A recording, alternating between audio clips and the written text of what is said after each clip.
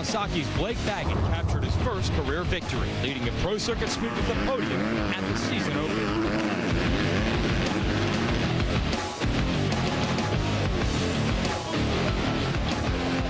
When the 450s took to the track, there was veteran Chad Reed guiding his TwoTwo Motorsports Honda to the overall win.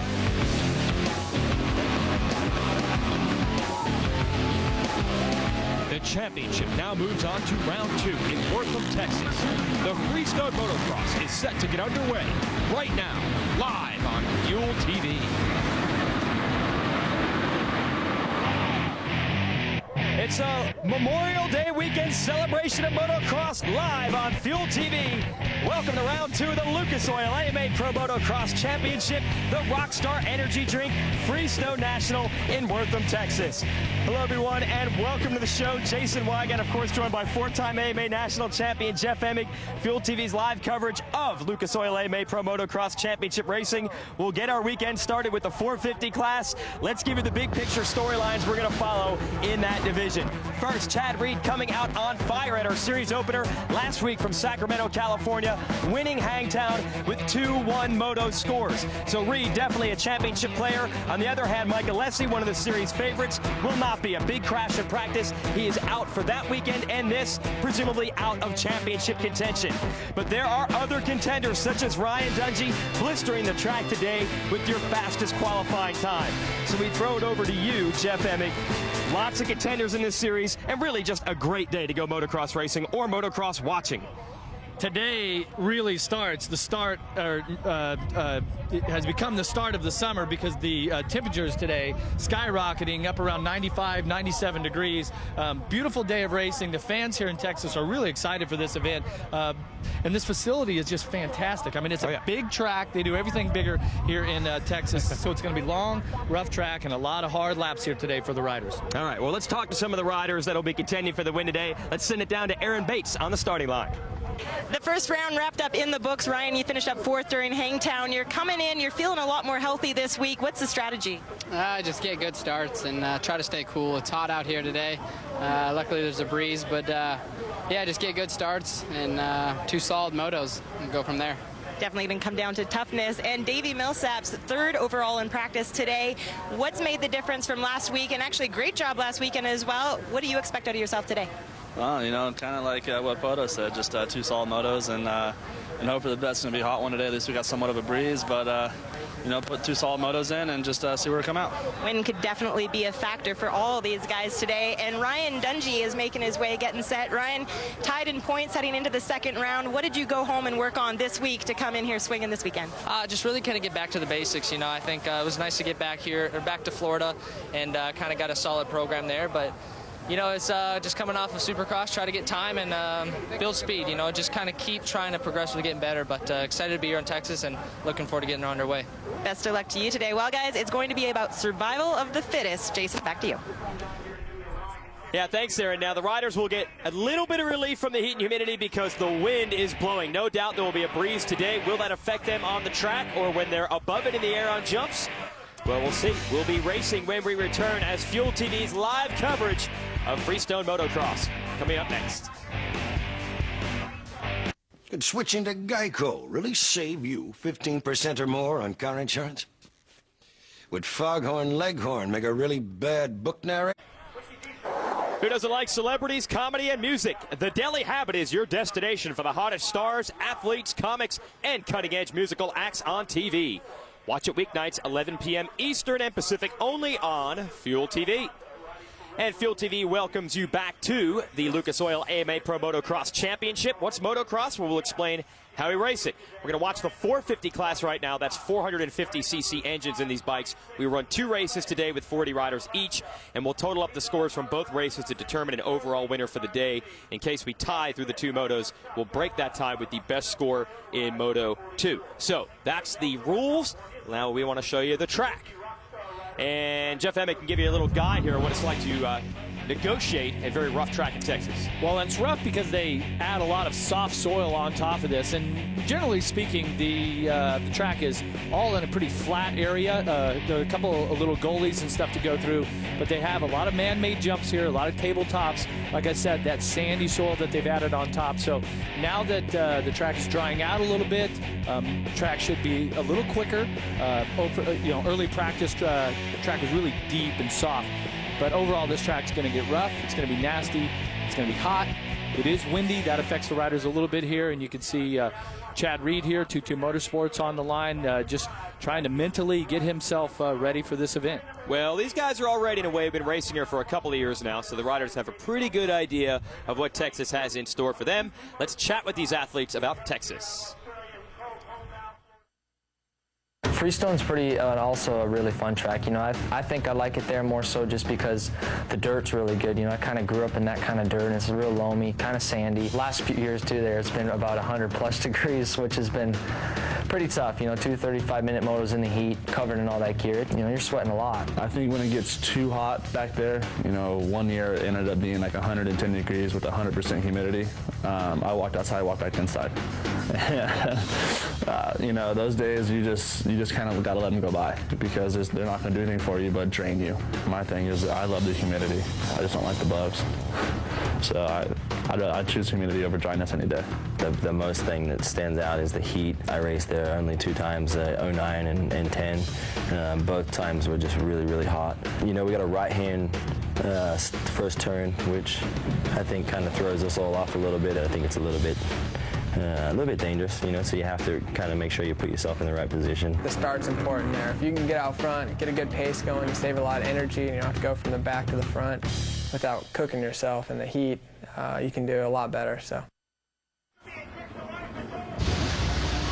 All right, so we have an idea of what we have to watch today in Texas, and that is riders riding really fast and trying to last in heat and humidity. Now, one rider who's definitely not a stranger to these conditions is Andrew Short. Jeff, take us to the keys to the race for him, the Texas native. Yeah, Andrew actually is dealing with a little bit of issues with his newborn son. So in that type of situation, you know, everybody can relate. It's always on your mind. So at this point, he really has to put all that stuff aside, block it out, get focused on his job, and then also take advantage of the home race. He lives in Smithville, Texas, not too far from here. So he definitely is going to be acclimated to this type of weather, and hopefully he can use it to his advantage and put that KTM up on top of the podium. Yeah, now Colorado is originally the home of Short, but he makes his racing home in Texas. He's been down here for almost a decade. And in the 250 class, which you'll see later, we have an up-and-coming rider, Eli Tomac, doing the same thing. Moving from Colorado and riding with Short in Texas to get ready for this heat. You see the grid there at the top of your screen. That is color-coded by bike brand. Reds are Hondas, blues Yamahas, greens Kawasaki's, yellows Suzuki's, and oranges are KTM's. Yeah, and if you notice to the left of your screen, the rider's right, basically fastest qualifier went all the way to the inside. Dungey was your fastest qualifier, and there was the hard area of dirt where they didn't really till it up. Actually, Pourcel's going to have just a tad bit of advantage there. Let's see who grabs the first hole shot of the day in Texas. And it's not going to be one of those middle gates. In fact, it's not going to be one of those inside gates. It's going to be one of those middle gates. I think that might be Jake Weimer grabbing the hole shot, and a bunch of riders down here in this tight first turn. Christian Craig. Yeah, Christian Craig and Weimer, who qualified 15th, right? So he's basically going to be about 15 gates from the inside out with that fantastic start. Millsaps and Reed are there. Millsaps on the outside of the blue bike, the Yamaha, and Reed on the Honda, battling with him, and there is Pourcel. So Pourcel from that extreme inside gate, ready to do battle. He gets past Millsaps, and now Pourcel on your left goes past Chad Reed. And one thing that I'm noticing here, Jason, is with this track, you can see the hay bales in the background, those yellow markers. That's what indicates where the race course is. And if you go outside of that, then you're off the track. Generally speaking, the track is narrow this year, and what that's going to do is it forces the riders more bikes going through the same area more times, and the track is really going to be rough here. You can see this is opening moto here today, and this track is brutal. How about Christophe Pourcel, the Frenchman?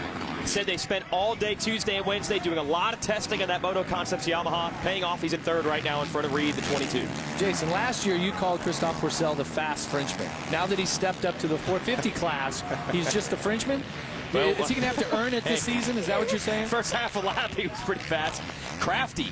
We'll see if he can prove crafty this year like he always did. Christian Craig is barely even on our monitor because the young Californian is just out front wheeling away. Yeah, and that is the second generation star.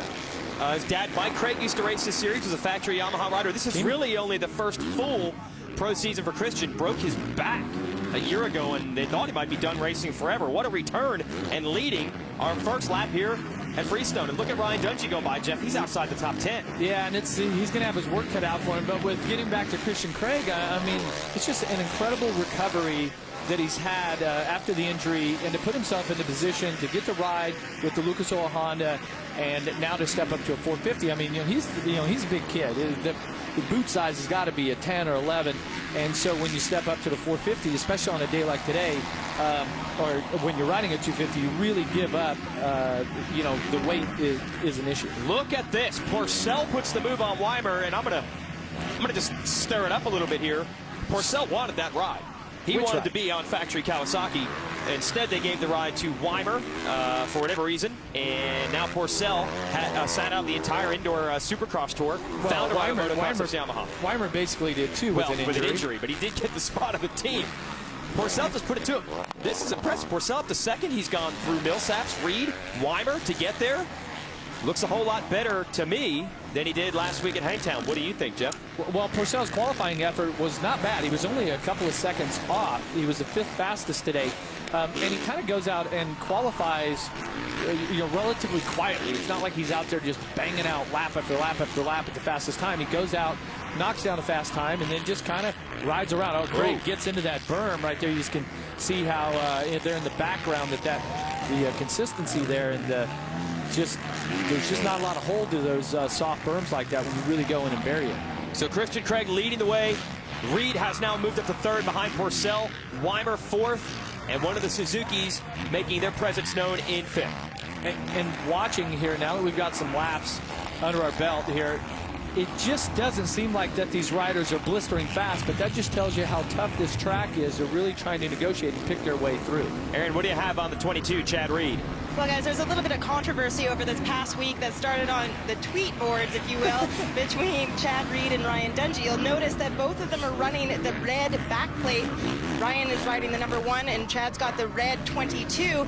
Chad feels that he should be the one that's racing because he's in the points. Pardon me, they're tied for points, but because he won a moto, he feels he is entitled to run that red plate. But as you can see, they're both running the red plate as of right now.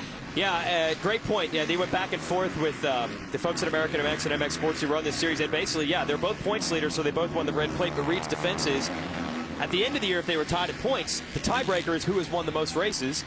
And right now, Reed has won 1, and Dungey has won 0. So I guess you can see both sides of it. I love it. It's all attitude. It's confidence. And Reed is a very mentally strong rider. He's the type of guy that's like, headstrong and, hey, I won the race. Technically, I'm the points leader. I'm the only one running the red plate. Well, but he likes to stir it up. Reed did not run the red plate in practice today just to get people stirring. He's really going to not run it. And then, lo and behold, by the time the moto started, they had the red plate bolted on. We're talking about it, right? It works. Look at this battle. Weimer, that is Metcalfe, and Millsaps. Great racing between these guys. And, Pourcel closing in. Yeah, Pourcel and Reed now putting some pressure on Craig. I mean, this is the first time that Christian has led an AMA race at this level. So fantastic ride. You look at Pourcel here, very quietly here, making his way to the lead, and really didn't jump on this MotoConcepts Yamaha until about 4 weeks ago, 5 weeks ago. And this is a team that's I believe has improved all year long. They've got some incredibly talented, hardworking riders on their team. Pourcel, certainly one of the most talented that they've added to their list of riders and roster. Well, Pourcel said one of the big selling points of this team, the manager is David Millsaps, one of the greatest French riders to ever come over to the United States, and has won plenty of these races in his own right. back when he was racing. So Pourcel thinks that the opportunity to work with Villopoto is really a boost for him, and no other team has a Frenchman as the team manager. Hey, so paying off right now. You never know. Maybe they have the best baguettes in the pits, you know, and stuff like that. That's, yeah. Okay. They can talk to each other in multiple languages. And what a difference. Pourcel really struggled last week. He was fast early in the first moto, kind of like this, but not quite to this degree. But he definitely was fighting the setup. I talked to Brent Byrne yesterday. He's one of the technicians for that team. Basically set up the sun down, testing Tuesday and Wednesday, paying off. Well, Pourcel's got his hands full right now. All the top four turned a 211, basically. Dungey turned a 208.6. So Dungey's close to 3 seconds faster than everybody else out there. So Dungey's the man on the move. He proved in qualifying practice that he was the fastest rider. Chad Reed's kind of one of those guys that, you know, he's a gamer. He steps it up for game time. I'm not saying that his qualifying effort was bad because he was 0.2 of a second off at Dungey. But Christophe's going to have his hands full right now because I think the further on that we get through this moto, the stronger Reed and Dungey are going to be. Oh, and Kyle Chisholm, that's actually a teammate of Pourcel, is down. And that's bad news for the young man from Florida because he was basically racing his way back into shape after bruising his lung in a crash a couple of months ago in Supercross. So that's only aggravating that situation. Yeah, and so here comes our leader. So obviously Chisholm's out of the race. It did seem like he was favoring his right arm, right shoulder, something. Definitely hope that he's okay because such a likable guy and yeah, putting himself back into position, and he qualified fantastic today. He was 7th fastest. Well, we got a 3-man breakaway, and the rider in 3rd might be the fastest of that group. Reed on the 22, the red bike, putting big-time pressure on Pourcel for 2nd. But I don't know if it's going to be only 3 riders for long because he can now see the Suzuki, the yellow bike of Dungey, lurking back and forth on some of our longer shots. And speaking of shots, Reed's going to take one at Pourcel all the way around the outside. Taking the long line there, Jason. Let's see if it can pay off. No, he gets back in the roost again. And I tell you, that roost can be so motivating sometimes. As it was the last week when the roost really hurt, this is kind of a wet, sloppy, sandy roost. It doesn't necessarily hurt, but you talk about aggravating you. You notice the front of Chad Reed's bike is just completely brown. There's no more red plate for him. There he goes, the Chad Reed.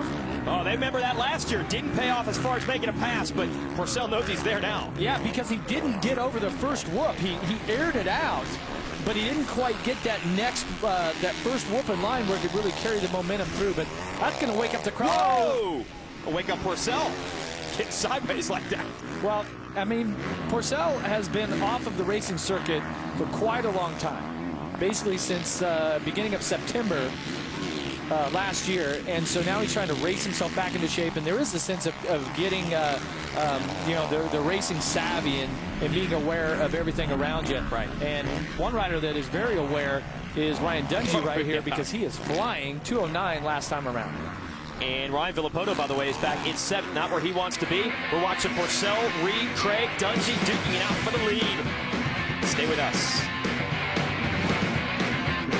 Congratulations to M&M's Pretzel for being 2011 Product of the Year in the Candy and Snacks category. I think I may regret this. You know, personally, I would have gone with the Dragon, but this is a close second. Fuel TV's live coverage of Lucas Oil AMA Pro Motocross continues here from Freestone County Raceway, Wortham, Texas. 4 riders duking it out. The leader just went by, that's Kristen Craig. In the red gear, that's Christophe Pourcel, Chad Reed, Ryan Dungey, 3rd and 4th. Pick 'em. We're not even halfway through, and these guys have already been swapping positions. Co-points leaders here, right? Oh, yeah. Both riders with the red plates. Dungey, obviously your reigning champion with the big #1, and Chad Reed trying to duplicate his effort in 2009 when he he took the title. Was your champion. Yeah. So it's kind of a showdown here. Your 2010 champ, your 2009 champ. Jeff, check Dungey the next time he goes over a jump. I thought I saw him wipe his goggle lens with the forearm, and that's never a good sign. That means that your tear-offs and all of the clear laminate, Lexan, really thin. There goes Reed. And this time, still not able to clear that whoop, but fast enough to get by Pourcel? No. The Frenchman slams the door back shut. Wow, look at that. Those whoops. Well, they used to be whoops before the finish. It starts off as whoops, and then they turn into jumps because they gradually made them bigger. And there's no skimming across the top. Chad Reed had a couple of hot lines last year through there, but it is really difficult section because not only do you skim the top, but then when you drop in the bottom, it really G's out the bike and bottoms out the suspension. Unbelievable with the credentials these riders are seeing battling, as you also got a glimpse of Weimer and Millsaps. Christian Craig is pulling away from this battle, and there's no doubt that Dungey and Reed are pushing. They're going as fast as they can right now to pass each other, but Christian Craig continues to wheelie away. Here comes Dungey down to the inside. Reed's got him covered again. Yeah, Christian Craig, last lap around was a 2:12.5. The next fastest time was Hahn, who sets a 9th, and Pourcel was a 2:12.19. Basically, everyone else is 2:13, so you see that the lap times have dropped off already here in this moto, as we still have 16 minutes plus 2 laps, and it's getting hot out there, I can tell you that. Dungey gonna try again on Reed, and every time he goes to the inside, Reed switches lines and beats him to it. Just go back and explain again the possible goggle situation for Dungey, why you would wipe the goggles with your arm. Just run out of tear-offs on the goggles? Basically run out of tear-offs. I know our hardcore motocross fans know exactly what a tear-off is, but if you're a viewer watching AMA Motocross for the first time, that was a pass for second. Well, yeah, just like that, they got by Pourcel. Now I think I did see Dungey grab a tear-off, so maybe he's okay. Doesn't have time to think about that. He's going after Pourcel. You might remember, 2 years ago, these two duked it out for the 250 class championship. And Dungey goes right by as well. What the heck happened to the 377? Well, you notice Pourcel here, he's going to have a really bad lap this time around, and you could say that right now he's just kind of backed out of it. I believe that's a smart ride for him to say, okay, look, my fitness is what it is. I'm coming off of an injury last season, trying to build my foundation, and he's not the type of rider that's going to push himself into the red zone and just blow up and explode. So it's early in the season. Yes, you don't want to give up these positions in this moto, but you also, I mean, you got what you got, okay? And so you need to ride at your best pace. And I tell you, rider right here, Christian Craig on a Lucas Oil Honda is riding a spectacular pace, a 2:12. Reed was a 2:11.5, so he picked up a half a second, and Dungey a 2:12.1. Just past the halfway mark on time in this moto, but then when the 30-minute clock expires, we'll still have 2 more laps to run. So Craig's getting experience leading laps. He definitely doesn't have this moto win in the books, though, especially when you have Dungey and Reed breathing down your neck. Yeah, see Pourcel coming into this turn here just past the mechanics there. Just really nonchalant, really loose, not really with a lot of aggression, where he's hammering the throttle in and getting on the brakes here. And then watch Millsaps as he's starting to find some good lines. See how he kept the Yamaha out of that deep berm right there. He came in, he didn't hit the berm early. He came in and rode through the flat spot, hit the berm, came out, got out of the deep stuff, and that's what's allowed Millsaps. He's turned a 2:13 right now, but running in 6th.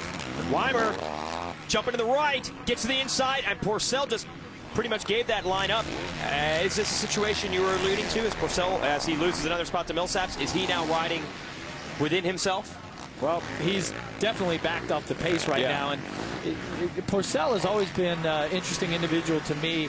He's slowed way down back there, Jeff. Yeah, maybe there's a bike problem, maybe it's fitness-wise, whatever the case, he's definitely... Yeah, he's not even in the picture right now, so he's lost another spot. Finally, we see Ryan Villopoto.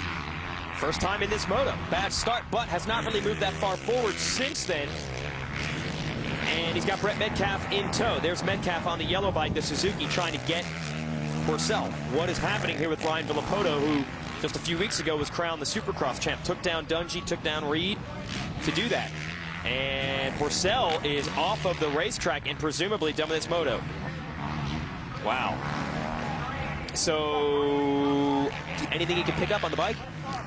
No, but that's disappointing right there for Christophe Pourcel. Like you said, it doesn't seem like that there's flat tires or anything of the sort.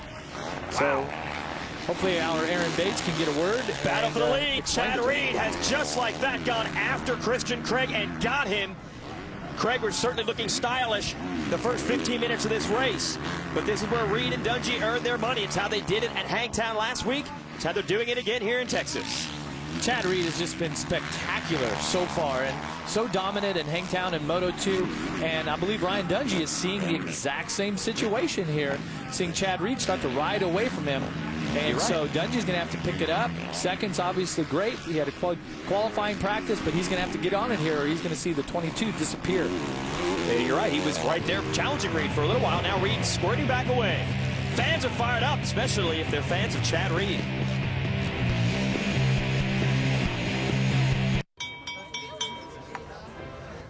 Well, it's a glorious day. I don't know about all you, but I've been waiting a long time for this day to happen. And it's finally here. Kawasaki! Live coverage of Lucas Oil AMA Pro Motocross continues. Round 2 of the Tour from Texas. Same guy that won round 1 up front here. That's Chad Reed, the veteran out of Australia, on the TwoTwo Motorsports Bellray racing machine. Pulling away now, had some serious heat from Ryan Dungey early. Dungey had to fight past Christian Craig to get into the number 2 spot. And we'll show you how that transpired in just a moment. But is there enough time with 8:48 and 2 laps left for Dungey to go back after Reed? There's 4 seconds between them now, Jeff. Well, you need to put in good solid ride, but let's take a look at this pass right here. Craig reaches up, pulls a tear off, wipes his goggles, something, adjusts his helmet there with his left hand. And in the little split second there, Dungey just really took advantage of it, came around the outside into this big single right here. And powered out from there. We'll check it from the front, Jeff. Yeah, and watch when you land right here. Watch how squirrely both bikes get as they're going through those big sand ruts into these sand whips headed to the finish. This is a difficult section of the track. Did you see Dungey's bike swap from the left to the right, bounce back and forth? And I believe we call that a huckabuck. All right, we got it in. Check. I like that. Check. Okay, we got that done. So Dungey is in second. We'll see if he can make up any ground on Reed.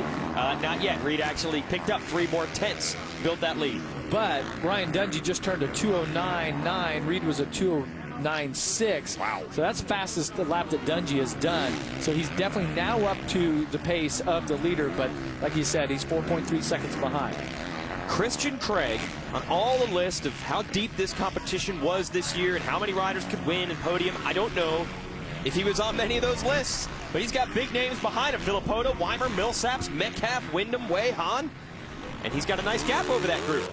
I can tell you right now, just by his body language, is that inside of that gear and inside the helmet, he's really hot right now. And this is where you have to have this mental strength along with physical fitness, but mentally be able to talk yourself through it, think your way through it, to not make any mistakes and realize that, okay, I'm backing up a little bit, but this is the best motocross race of my career, and just to keep it going, keep it on 2 wheels.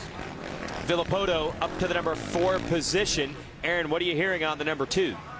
Well, Villopoto's definitely going to be happy about moving up the ladder. It's back to normal training regimen for him this week after being sick since before Vegas. When I was speaking with his trainer, Alden Baker, he had said that they did all of 1 day of testing this week, but he's still doing a lot of the media cleanup from his Supercross championship. So he hasn't made his way back to Florida since before Salt Lake City Supercross. So under dry conditions of being sick, trying to get acclimated right now is going to be hard. Yeah, big difference obviously between the weather in California and Florida. Villopoto has a house and tracks in both states, but not able to acclimate himself to the humidity. Hasn't been back in Florida for over a month now. Yeah, Villopoto turning a 2:11.4 lap time. See the bike jumping around a little bit under him. Doesn't look like he's quite where he wants to be with the setup of the chassis and the suspension. Not quite as comfortable as what it's going to take to get up there and win. But nonetheless, he is getting better, and it is a definite difference in his ride and his body language from what you've seen last week at Hangtown to this week here. We're watching, sorry about that, Jeff, 5th and 6th battling Weimer and Millsaps. They've been pretty close this entire race. Millsaps, well, he closed up a ton in that whoop section. He wants the 32. Millsaps on the Muscle Milk Toyota Joe Gibbs racing machine. And the Monster Kawasaki, yeah, he is doing work, some muscle milk. There he is. He is on the back here of Weimer. And Weimer's a rider also that's trying to build his fitness and his foundation. But look at this around the outside. Davi Millsaps just really swooping the 32. And you notice Weimer there. He's another one of those riders. You can just tell by the body language. And once he sensed that Millsaps was on the outside, he didn't put up much of a fight. Yeah, Millsaps, where did he find that speed? In the course of about a quarter of a lap, he closed the gap past him and is now leaving it. Millsaps has come a long way over the last couple of weeks. Ended the Supercross series strong and starting this motocross series well. Now we got a little gap back to the next group. That should be Tommy Hahn and we believe Kevin Wyndham, who we've not seen yet in this moto. Oh, how deep was that soil there? Hahn stuffed for the front wheel in. Wyndham and Metcalfe duking it out. And Metcalfe was passed by Wyndham and is going to try to repass him.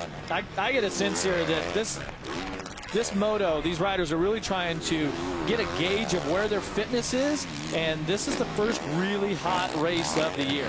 Okay, and so, here comes Ricky Dietrich. 5:39. Makes a pass. Wow. Wyndham's got a little problem with the bike there. Oh, is he slowing the pace? A little bit of smoke coming out.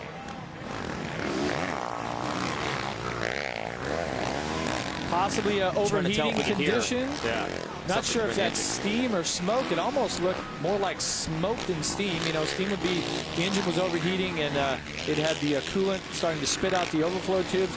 But also there's overflow tubes for the lower end where all of the engine oil is. And that could possibly what we're seeing. But Kevin Wyndham here on the factory Honda is definitely backed off the pace. And he was up to 8th in that moto. So he's slowing down big time. Is it possible the steam is because one of the nozzles on the coolant flow is, you know, hits the hot engine, hits the out pipe? Oh, he stopped right in front of Dan Bentley there from American Honda Racing. Notice when he revved up the engine, it really started to accelerate Wow. Yeah, the coolant coming out. Yeah. So we've lost Pourcel and Wyndham from this one. That's a bummer. They had a minor mechanical issue last week at Hangtown. Nothing this dramatic. But that's what happens. What we've heard these teams saying, hard to test at this level to get the engines this hot, to put this kind of strain on them. The intensity of racing, the heat of today. You can do a lot of motos, you know, during the week, but it's just hard to replicate this. There just is nothing like the race conditions, right? And especially this isn't the type of condition that you actually want to go through, but it's a necessary evil of this sport is to get out there and hammer out laps in the heat and humidity and be prepared for an extreme racing condition like we have here in Wortham, Texas. That's where you pay a rider to go out there and just hammer a good hour-long moto for you. That's what I would do. Just let somebody else do that kind of dirty work. All right, Ryan Villopoto, by the way, has moved into the number 3 spot. Craig still looks good. We'll be right back. Fuel TV has new shows all week long. Thursday, gear up for the AMA Motocross Highlights Show. Chad Reed continuing to pull away here in the first moto of racing on a Memorial Day weekend in Texas. Fuel TV giving you live coverage of AMA Motocross racing, and Chad Reed looked over his shoulder, I think trying to see where the competition was, but they're gone. 2 laps to go, he's gone. Yeah, and his lap times have been fantastic. He turned to 2:08 just a couple of laps ago, and I keep going back last season when he rode Monster Kawasaki. He had this dream ride at that team. He said he didn't feel right. He's like, I just don't feel that my fitness is good. I'm not healthy for some reason. I don't know what it is. A lot of people doubted it, thinking that it was excuses because he came out and won the opening round in 2010. He looked great. Yeah. But as the season went on and it got hotter, it seemed like fatigue set in and he could not recover. He got together with his doctors, figured it out that he had some type of Epstein-Barr. Here's what you have to do to naturally cure yourself. I mean, he's got an assortment of pills that he takes on like an hourly or daily basis. And Chad Reed knew his body, so he took time off, backed out of this series, backed out of his contract with that team, and at the end of last season had no ride and decided to do this thing all on his own. And I am so proud of what he's accomplishing because it all comes down to his attitude and wanting to be here and wanting to be champion and not racing or training because you have to, because it's your job, but because it's your passion, it's your love. That's what I see with Chad Reed. You just don't ride like this without having the passion and just really wanting to be here. It's fantastic. He has been fast, fluid, fit all the way through. This is how you ride a motorcycle. Check back here with Andrew Short. He gave us the keys to the race on him earlier. Now, unfortunately, he is mired in the 16th position on the Red Bull KTM. Just talk about what he needs to do today. Well, my keys here for the second moto for Andrew Short is going to be to get a better start, because obviously he just did not put the KTM in the right spot, and he's been battling through the pack all moto long. Aaron, what are you hearing on the number 29? Well, guys, just to elaborate a little bit more on his son's condition, who's just roughly 6 months old, Hudson they diagnosed a cataract in one of his eye, which is something that you rarely ever find in a baby. So he's going to go in and have a surgery done in a week and a half from now. He said right now everything's just sort of up in limbo, but you could only imagine as a parent how hard that would be to put that in the side of your mind and go out there and race. Yeah, absolutely. And Hudson is staying back with the grandparents this weekend, so the rest of the Short family can try to focus on racing. He just moved past Ben LeMay to get in the number 15 spot, and that's not where Andrew Short wants to be. He's a top 5, top 3 rider here, especially at his home track. But up front, once again, the 2-2. And you notice how with this track, everybody's kind of funneled into the main line. They said that the track was really deep, really soft, and so now as the track started to dry out in spots, they're trying to find areas of the track where the sand and the soil is not so deep, where you can really get the RPMs up on the bike, and the bike's going to pull. And what we talk about when we pull, basically when you're driving your car or your truck, if you live here in Texas, and you put your right foot down on the accelerator and the car just starts to set you back in the seat, that's the pull that we're talking about. And when you've got the bike with the horsepower, you go, man, this baby really pulls. Right now, Chad Reed's pulling a lead because he's 7.9 seconds out on second place. Unbelievable. We're on the last lap here of Moto 1, and if you see the lead that Reed has right now, you'd think there wasn't any competition in this moto. There is Dungey, but at one point, about 10 minutes into this race, Dungey was all over Reed, and it almost looked like he was being held up, but Reed weathered that storm, found his groove, but extended it again. As we're looking back here for third, we're looking for Villopoto. When you're talking about Dungey being in second, the 96 championship, I got a lot of second places to McGrath earlier in the championship. So we'll talk about it over and over as we move through this series, that seconds, thirds, not bad here at the beginning of the series. Yeah, well, Villopoto's got to find some way to make himself happy with it. 33-second gap between himself and the leaders. That's not where he wants to be, but those points that he's scoring early in the year could loom large. We've seen it happen so many times in this tour. A rider catches fire in the second half of the year, and that's really where the championship damage is done. But Reed will take max for points if they can get him early in the season, too. You take him if you can get him. Once again, Chad Reed's looking back, trying to see where Ryan Dungey is. Nice, comfortable win here. Just a few turns and a bunch of bumps here to go. Wow. Well, Chad Reed's on quite a streak. Won the final Supercross of the year in Las Vegas. Won the first Motocross of the year in Hangtown. Wins the first moto today here in Texas. Nice run for Reed, and I would assume able to save a little bit of energy in those last 2 laps. With that lead he had over Dungey, looking back, cruising. There's Dungey in the number 2 spot. And Villopoto still working his way in. Final margin of victory, 7.8 seconds. Now, maybe Reed will argue and say he should be the only one with the red plate, because technically he has broken the tie in points midway through our race day today by outscoring Dungey in Moto 1. Yeah, this is a really good ride here for Villopoto also. He had to come from a long ways back, and this is a difficult track, as you can see. Take on a lot of roost. Takes third. And yeah, that looked precarious for a while. And we'll see what the rest of the top 5 is as they roll through the line. Chad Reed is already getting ready to talk to us on the podium. Well done for the man from Australia. Got the victory poodle in the background there. That's the trophy. There's Dave Osterman, the team manager behind him, his mechanic Lars on the right. And Reed says just hanging out with these guys, it's such an enjoyable experience. It's kind of like going to the track with your buddies, like old school. That's why he wants to be here this year. And when you want to be here, you tend to do well. We'll be right back. At TireRack.com, we stock an incredible number of tires, nearly 1 million tires. But we don't just stock them, we test them. And we post user reviews so you can find which tires are the best for you and your... Listen up, action sports fans. It's the world's greatest skateboard event, and it's coming to you from the Big Apple. Watch the Maloof Money Cup presented by Vans live from New York City, Saturday, June 4th and Sunday, June 5th, 4 p.m. Eastern, only on Fuel TV. Check out how this race broke down. Chad Reed able to get the moto win, but the star of the show early, Christian Craig, Jeff Emig. Yeah, what a ride for the young man from Southern California. And look, fast and fluid. And behind him, there was a real battle raging between Christophe Pourcel and Chad Reed. Yeah, Ryan Dungey getting the mix there in 4th. Pourcel had moved past Reed to get 2nd, then went backwards. Reed Dungey get by him. Then Reed continuing his torrid charge that we saw last week in California, all the way to the lead, passes Craig for the number 1 spot. Dungey followed Reed through, but was not able to go any further than this. Yes, he gets the number 2 spot over Craig here, but would not be able to challenge Reed. So the 22 wins moto number 1. He is feeling it right now. Feeling heat also, I guess, a little bit, but, you know, I guess the way to stay cool is to go as fast as you possibly can to get a lot of wind. There you go. There you go. That's a nice theory. Let's give you the results here in the first moto. We saw Dungey, Villopoto 2nd and 3rd. Millsaps, nice ride for 4th, and Christian Craig holds on for a top 5. Excellent. Weimer, Hahn, Dietrich round out the top 20. Smith holds on for 11. Seth Rarick, 20th. That's south of the border team. Bunch of privateers in there doing well. Go into the top 30.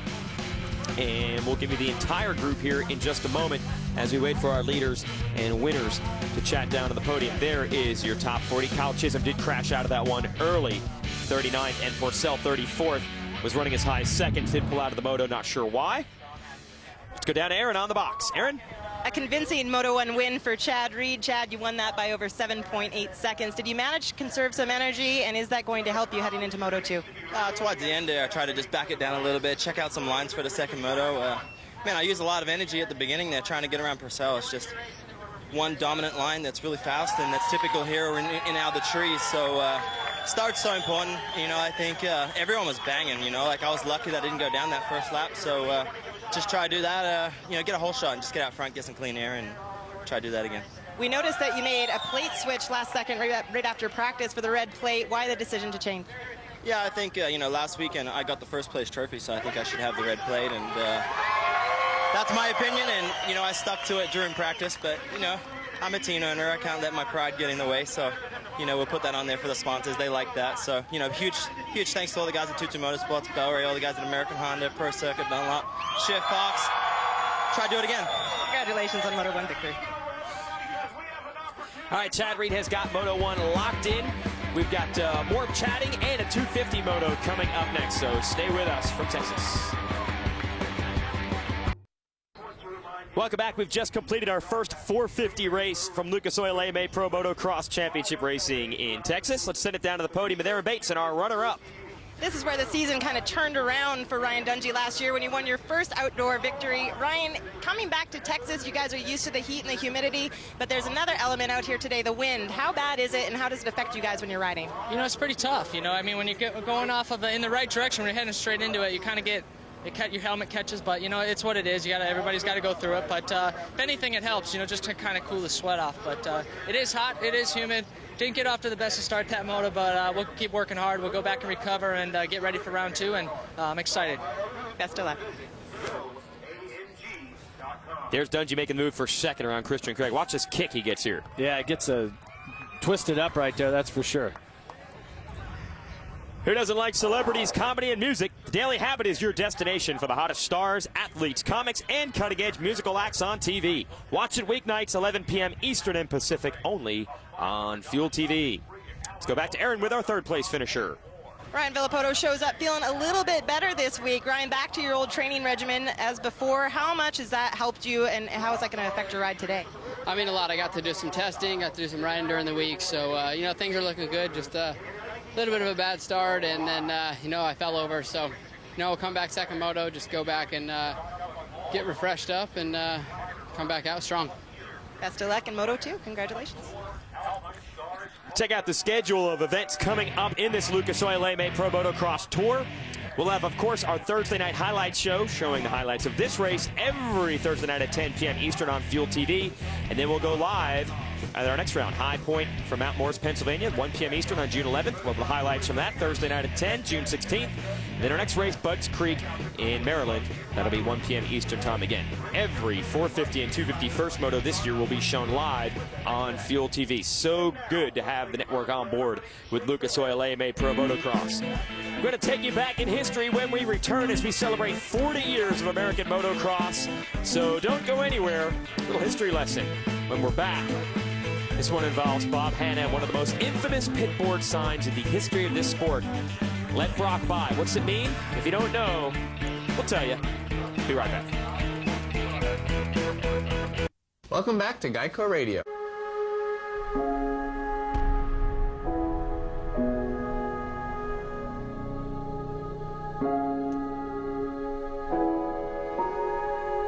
For 1977, Laporte had a year behind him and was ready for his first championship. The lone Suzuki rider Laporte felt the squeeze of corporate motocross. We were all pretty darn close, and Yamaha knew that. There wasn't a 500 class, there wasn't a 250 class, it was just the 125 National. So I took the opportunity of getting every Yamaha rider I could find and persuading them to ride the 125 class that day. They lined up on both sides of me and pretty much just made it tough for me to get by them. They were coming across, you know, just trying to take my front wheel out, just going back and forth in the turns. After the first moto, it was clear what Laporte would have to do, and even clearer what Yamaha may have to do. Hannah wanted nothing to do with it. If I won the race, and I guess Brock got second and Danny got third, I think Danny was going to be the champ. Bob just came up to me and just kicked that guy's ass. Danny didn't get quite a good start that he needed to. Halfway through, Bob is leading. I think it was maybe 8 seconds behind, sitting in third after passing all the other guys. And that's when I told Keith, I said, put him on your chalkboard, let Brock off. When you're riding for a company and they need you to pull over, you pull over. And I firmly believe that. Whether I liked it or not wasn't the issue. You know? I was hoping Bob would not adhere to the sign. Bob ran it to the very last second. He one of those guys that suffer. Bob, I just saw him drop back in, you know, and right before the last lap, I saw it happening. Basically, I let a guy I didn't like win, and let a guy I did like, you know, and hosed him out of it. I don't blame Bob at all for it, but he was really bummed about it at the end of the day. I didn't go to the pits. I went and rode around for a while. I was pissed. I'm sure it was tough for everybody, you know, tough for Brock because everybody was questioning whether he really deserved it. Tough for Bob to give it up, you know, to take away the win for the day or whatever was going to happen. I don't think Danny even cared. I walked away from that day. I was happy. I wasn't sad. Everyone else was bummed. I don't think I've never seen Danny mad. I think he fell on his head at a young age, as a young kid, and it numbed him. Bob deserved it. Brock earned it, and I can't remember what happened to me. That is still legend in motocross circles, Jeff, for one of the first times team tactics ever became a factor. Except as Hannah alluded to, even though Brock Glover was his teammate, he didn't like Brock Glover, didn't want to help him, had to do it. Yeah, that's an interesting situation, and what you look at now, you know, racing career, I mean, that was back in the 70s, is the record books say that Glover was the champion, and Danny Laporte has no championship here in the U.S., so just means a lot when you look at the record books. Yeah, and Glover went on to prove himself. He won the title the next 2 years straight up. Oh, yeah. So 3 straight 125 titles. No questioning his credentials now. We'll be right back. The old 125 class we were just talking about, it's now the 250 4-stroke class. Stay tuned. Welcome back. Fuel TV's live coverage of Lucas Oil AMA Pro Motocross Championship Racing, the Rockstar Energy Drink, Freestone National in Wortham, Texas. 250 class about to do battle. We had the 450s just finish up their first race. We'll give you the big picture storylines in this 250 division. Blake Baggett leading a sweep for his Monster Pro Circuit Kawasaki team at round 1 week ago in California, and they're hoping to do the same here in Texas. Some other riders had some trouble, some crashes. Ryan Sipes, a big crash in the first turn of the first race last week. Marvin Musquin in the first turn of the second race last week. Justin Barsha was leading the second moto last week until he went over the bars and went down. And Dee Wilson was battling with Baggett, but he crashed. So mistakes all over the place in the 250 division, and Blake Baggett just keeps on charging. Fastest in time practice today. The 57 is on a roll. Give you the track facts of exactly what these guys have in store for them in Texas. The track facts will give you the idea of the length of it, but what they won't be able to show you is just how rough it is and how hot and humid it is. Jeff, talk about racing here at Texas, what it's going to take to come out on top. Well, as you can see, and what you saw earlier in the 450 moto is the wind is blowing. The riders that were on the track there, the first one to mention that the wind was actually good right now, because even though it blows you around on the bike a little bit, it seems to cool you off because it's hot right now, and the track is rough, and this is the real first really hot race of the summer, and so this is where the riders, test their bodies and test their fitness. At the end of that 450 race we just completed, Chad Reed said you have to get a good start. This track is hard to pass on. So how do you get a good start? Well, we have one of the injured riders for the Geico Honda team who usually nails some good hole shots, Will Hahn here, and earlier he'd head down to the starting line to show us exactly what he does to prepare to try to get one of those good starts. Will?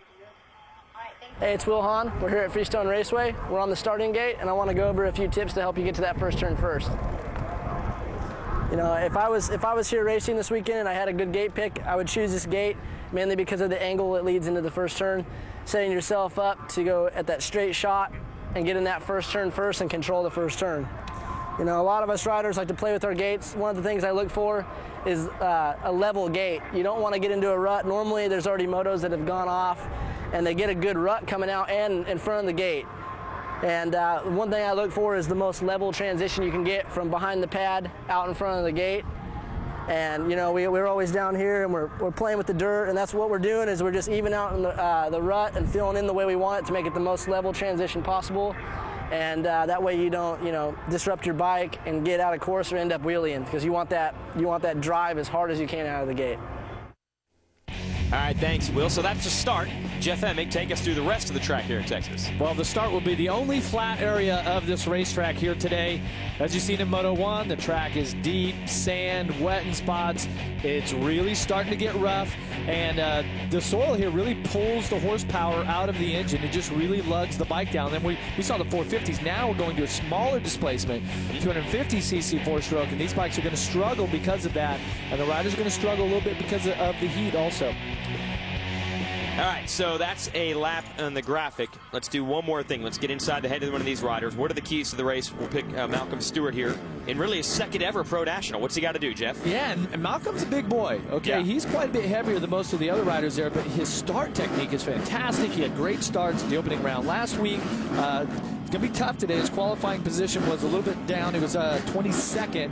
And then limit the mistakes. We've seen that once Malcolm got good starts last week, that he made a lot of mistakes along the way. So just needs to smooth out, get up there, and have a solid race to build the foundation for a successful summer. Let's send it down to the starting line with Aaron. The number 25 of Ryan Villopoto returns to racing after crashing during that first turn in the first moto at Hangtown, ending his day. Nothing is broken. He did bruise his left wrist, and he also irritated some old scar tissue. He said today is going to be a brutal one. 5th overall in practice. It's going to be tough, but he's ready to go. Wow, that is good news. We thought he was done for the year with a broken wrist after crashing in the first turn of the first race last week. So we'll see what Villopoto can do now that he is apparently A-OK and back in action. So we've learned how to get a good start. We've learned exactly where the track goes. We've learned the keys to the race for some of these riders. We can probably just lay out from here on out. Just let the riders take it from here. We've given them all the advice we could possibly give.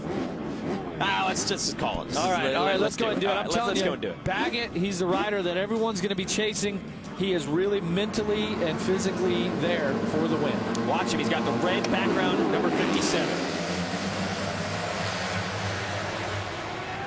It looks like Marvin Musquin on the 125. No, Justin Barcia going to edge him out. And first turn crash. Martin Davalos on the 23 is down. Levi Kilbarger on the 412. Champion was in there a little bit, and he had a great qualifying effort here today. Yeah, it was flirting around the top 10, and Keely Rusk was also down to the number 60. Here's your battle. Justin Barcia, the number 17, Geico Honda. Oh, and down and nails Musquin. Oh, man, I hope these guys are okay. You can actually hear the impact from Barcia's bike to Musquin's. Wow, they had this exactly where they wanted it, first and second, and now they are last and next to last. Musquin has walked up. His bike is destroyed. Look at that. Maybe you can, we'll take it through us on a replay here, first of all. Yeah, watch. Barcia comes down in here and grabs the front brake, and really, Barcia hits really hard into the inside there, and Musquin just gets nailed. It's an uppercut. And such a disappointment, because last week Musquin was down in the first moto start, and it passed everybody, got the RC Hard Charger award. Notice he's kind of grasping his right wrist, maybe his left wrist there. The entire front brake assembly and everything. That's the clutch assembly. Sorry, yeah. Wow, and that's just that's going to set him back, not only this moto, but championship points and all that. So notice he's still holding one of his hands there. He's got his hands grasped together, and that leads me to believe that he probably has finger injury, something of the sort. Stephen Clark, an Englishman, is down. This will be his last race. He's going back home to England after this one, so lots of carnage early. And look who's out front, Blake Baggett again. Red plate on the Monster Energy Kawasaki. And this is the type of track here, horsepower-wise, that if you're light, like Baggett is, he's quite a bit smaller than his teammates. He's going to have a little advantage there by being, upwards of 20, 25 pounds lighter than the other riders. I mean, he's a little guy. Dean Wilson is second of the 15, and Nico Izzy third of the number 42 Honda in the number 3 spot. There's Wilson. And Wilson had this race won last year, but the heat got to him. He kind of had a brain fade. He hopes to do better today, but he's got to beat Baggett. Aaron, what do you got on the 57? Well, guys, because of all the extreme conditions out here, the heat and the humidity, Blake Baggett has taken every precautionary necessary. He has ended up taking a camel pack so he can stay hydrated throughout the moto. So whether or not he's going to use it both motos, we don't know at this point, but he's definitely staying on top of being hydrated throughout the moto. You can see that orange hose and nozzle there on the left side of his helmet so he can drink. Explain how that works, Jeff. Yeah, I think that all the riders are just, they just have the fear in them that this heat here in Texas, the heat and humidity, last year really damaged riders mentally, and so they're trying to take some measures to be able to take a little sip of water, something that's cold, wet your mouth and your tongue. I don't really think it's necessary personally. I mean, we're only talking about 35 minutes here. It's not like they're really going to rehydrate themselves, but I've seen quite a few guys wearing them. Look at Baggett and Wilson hanging it out, first and second. Then we go back to Izzy, and then a bunch of riders putting pressure on him. The 28, that's Tyler Rattray, veteran from South Africa, is the next in the running order. Then you got Kyle Cunningham of the Yamaha 5th. His teammate Swanepoel's there. Brock Tickle, Lance Vincent, Ryan Sipes, Matt Lemoyne rounding out your top 10, but it is early in the first moto. Well, the one thing that is apparent is that Baggett, Wilson, and Rattray once again are stepping up when it's time to race. Now, Wilson qualified 9th, and Rattray was 7th, with Baggett your fastest qualifier in practice today. But Wilson and Rattray really seem to step it up once the gate drops and the points are on the line. The blue bike, if you can call it that, is pretty much a brown bike covered. That's Kyle Cunningham, DNA, Shred 6 Star Racing Yamaha's teammate Gareth Swanepoel right behind him. Both of them on the Yamahas trying to gang up on the green Kawasaki of Rattray. Rattray's 4th, Cunningham 5th, Swanepoel 6th. Just in front of them on the red bike, the Honda, is Nico Izzy. He is in 3rd. Good to see Nico up there. It has been a rough go of it the last 2 years for one of the true amateur prodigies of American motocross who has not been able to deliver on that potential. Big injuries, lots of trouble, but Izzy right now in 3rd in front of Rattray and this man, Kyle Cunningham. Kyle Cunningham doing a great job here on the Yamaha this season, and there's something about the chemistry and the hard work that he's obviously putting in. I know he's got a close relationship with the man that works on his bikes, and they've kind of got their own program, and it's really working because now you can see that he's laid down a foundation of success. His speed's been there. He's becoming more, solid, with each passing race, and that's why Bobby Reagan and the guys at DNA Shred Sticks Yamaha signed his contract early. Yeah, they didn't mess around. They both signed he and Ryan Sipes to their 2012 deals already, because that team had been maybe not the way they wanted it to be, but they had been a bit of a stepping stone. Brock Tickle rode for that team. And speaking of Brock Tickle, Aaron's got him. What happened, Aaron? Very upsetting first moto for Brock Tickle. Brock, we witnessed you push your bike off the track. Can you tell us what happened? Yeah, I just started having some problems, and I just pulled off because it wouldn't run anymore. But looking forward to the second moto. These guys are going to get worn out, and I'll be fresh and ready. You heard it from his mouth. He's ready. That's the attitude to have, Aaron, I'm telling you. Save energy, don't ride. I know what he's saying, and he can talk himself into that, but the thing that you cannot discount is how you get the flow of the track and you learn the lines. I had a national in '99 where I had a problem in the first moto, and then I tried to ride the second moto, and I really just had no sense of where the fast lines were on the track. These guys, leader's down. Wow. So the roll he was on has finally stopped, literally, and now he cannot get his bike started. So I believe that will be Dean Wilson inheriting the lead, and that battle for 3rd is now a battle for 2nd with Nico Izzy, Rattray, Cunningham, Swanepoel. Baggett just got going. How many riders have gone by? Well, Seeley, there's the 36 on the, well, actually, there's Anderson. And that's 13th that just passed him. So now Baggett goes from 1st to 14th. And that's what it's all about in this 250 class. We anticipated it before the series began. These are young riders. They ride it to the limit.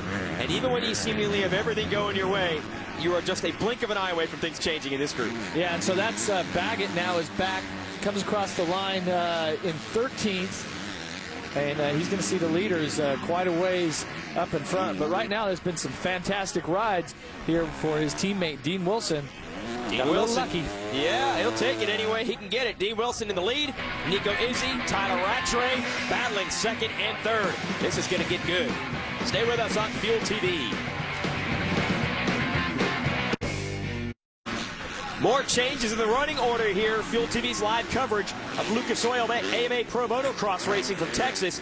This man, Tyler Rattray, the 28, has moved into the number 2 spot. The red bike, the 42, and Nico Izzy had that position. Now he's under fire from Kyle Cunningham, the home track rider of the 35. And Cunningham bringing his teammate with him, Gareth Swanepoel. Cunningham trying to set up Izzy. Woo! Scrubbing it together with that big single. Oh, it gets a little squirrely here. Cunningham on the edge, but never stopped his momentum. The Yamaha was jumping around a little bit under him, but he just kept the throttle peg. And that's going to give him a nice position here. Izzy's starting to back up the pace a little bit. He's also got another Yamaha breathing down his neck here. Yeah, that's Swanepoel. And behind them will be yet another Yamaha. Sipes 6th, then it's Tomac, Lance Vincent, and Matt Lemoyne and Cole Seeley. Lance Vincent, by the way, who is in the number 8 spot, is a replacement rider of the Geico Honda team. Here goes Swanepoel going by Izzy. So Izzy was strong the first couple of laps, but now we are 12 minutes into this moto, and well, Izzy, like you and I-45 yesterday, guys, just going by him. What was the problem last night? Sorry, go ahead. Yeah. 2 laps ago, Izzy turned a 2:13, which was on pace with some of the fastest laps. This lap, a 2:19, so a 6-second swing cost him 3 positions. We'll give you a replay here while we're at break on Fuel TV of Rattray getting by Izzy for the number 2 spot, Jeff. Yeah, just comes around the outside. You notice Izzy makes a mistake out of that turn and does not jump that step-down tabletop. And that just allows Rattray to just go around the outside with relative ease. So we'll see if Rattray on the 28 can close in on the leader, his teammate, Dean Wilson. 7.8 seconds you see is the gap. And Jeff Wilson turning a little bit quicker lap time right now. Yeah, Wilson was at a 2:12.7, Rattray a 2:13.4. So roughly half a second quicker Wilson is than Rattray. But once again, when you talk about the overall and points and everything, this is the type of moto that you really want to go out and say, okay, I want to put in a strong ride. But for Rattray, a second's as good as a first for the overall. And if you can conserve a little energy for the second moto, definitely take advantage of that idea. Now, Jeff, at our opener in Hangtown, you mentioned some of the other teams that are trying to break through here. This class has been dominated by the Pro Circuit Kawasaki team and the Geico Honda team the last couple of years, but now obviously the Yamaha boys are starting to make inroads. Well, they were, but we're catching one of the Star Racing riders over on the left of the screen pulling off of the track. Could that be Swanepoel there off the left of our screen? Here comes Baggett recovering from the fall, and Lance Vincent here. Yeah. Geico Honda, he's a replacement rider for either Wortham, Hahn, Jimmy Dakotas, and so many injured riders. And and bottom line is he was stuck in the second practice day, so he didn't ride with the fastest qualifiers. Put in a pretty good effort, but the Factor Connection team has a lot of belief in him that he can step up, and with a strong bike here, running inside of the top 10. We'll give credit to the team he normally rides for, that's Moto Innovations EBR Performance Ankle Savers. Behind him, 2 Rockstar Suzuki riders. On the inside, the 156 of Jason Anderson and Nick Paluzzi on the 72, and they are hauling the mail right now. They're on the gas. Nick Paluzzi, the 72 here on the outside, is also a replacement rider for the injured Ian Treadle. Yep. And so he stepped onto this Suzuki team here, Rockstar Suzuki, and doing a pretty good job here, running 12th at the moment, but it really seems like that he's starting to move forward, and his lap time's 2:18. Our leader, though, unfortunately for Paluzzi, our leader, Wilson, had just turned a 2:10. Yeah, but he might have some company because Tyler Rattray just dropped it into the 2:10s as well. So Rattray going to give it his all to try to run down the leader. Another rider to watch, 58 on the red bike. That is Baker on the Lucas Troy Lee Honda. He is all over Paluzzi. This is what is so fun about this 250 class, Jeff. So many riders, and they are so aggressive because they're pretty much new to racing at this level. They don't know how to back down. Yeah, and just behind Baker was Seeley, also on the Lucas Oil Honda, and then Darren Durham, who we've seen have that fantastic rides at the opening round. So this is the battle. Jeez. This is the battle for 10th through 15, and these guys are riding like it's like the title's on the line at this point. Well, Paluzzi's riding well, but he just got passed by 2 riders, Baker and Seeley. Baker 58, Seeley 36. Now Durham has gone by Paluzzi as well. And Durham, by the way, definitely has the least support out of anyone racing up front like this. He is riding out of a box van. That is old school, just an extended van as opposed to the semis like everybody else, holding his own to the 37. Jeff? And look who else is moving back up through is your whole shot winner, Justin Barsha, was 16th last lap around, and now he's in the back of this group here. Yeah, unbelievable comeback from Barsha, who was, well, next to last because Marvin Musquin, the Frenchman, is gone after destroying his bike. So that would have meant Barsha was 39th, and he is now trying to get into the top 10. Look at how deep the field is. They just keep coming and coming and coming in this 250 class. I know behind Barsha was Stewart, Ardette, Russ, Davalos, Futrell. I mean, we're talking about some incredibly talented young motocross racers. I'm so pumped to show you this 250 class live on Fuel TV because it's just exciting. Like we saw, Blake Baggett was your leader early, goes down. Never a dull moment in this division. Paluzzi now, this is Paluzzi. He was running 11th. That's going to put him behind Audette or Russ. That's going to put him backwards at 18th and 19th. Problem for the Southern California rider. And there is Malcolm Stewart. We had the keys to the race with him earlier. And, well, he didn't get the good start this time. Nope, and not sure on the mistakes right now. He's running a pretty good pace. 18th, he's running 2:17s right now.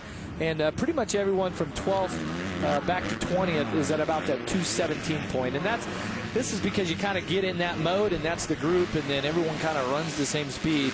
It's pretty hard to break out of that mold. Next up, you see the 533 of Gannon Audette right behind him on the Yamaha. Jason Anderson trying to move forward, 156.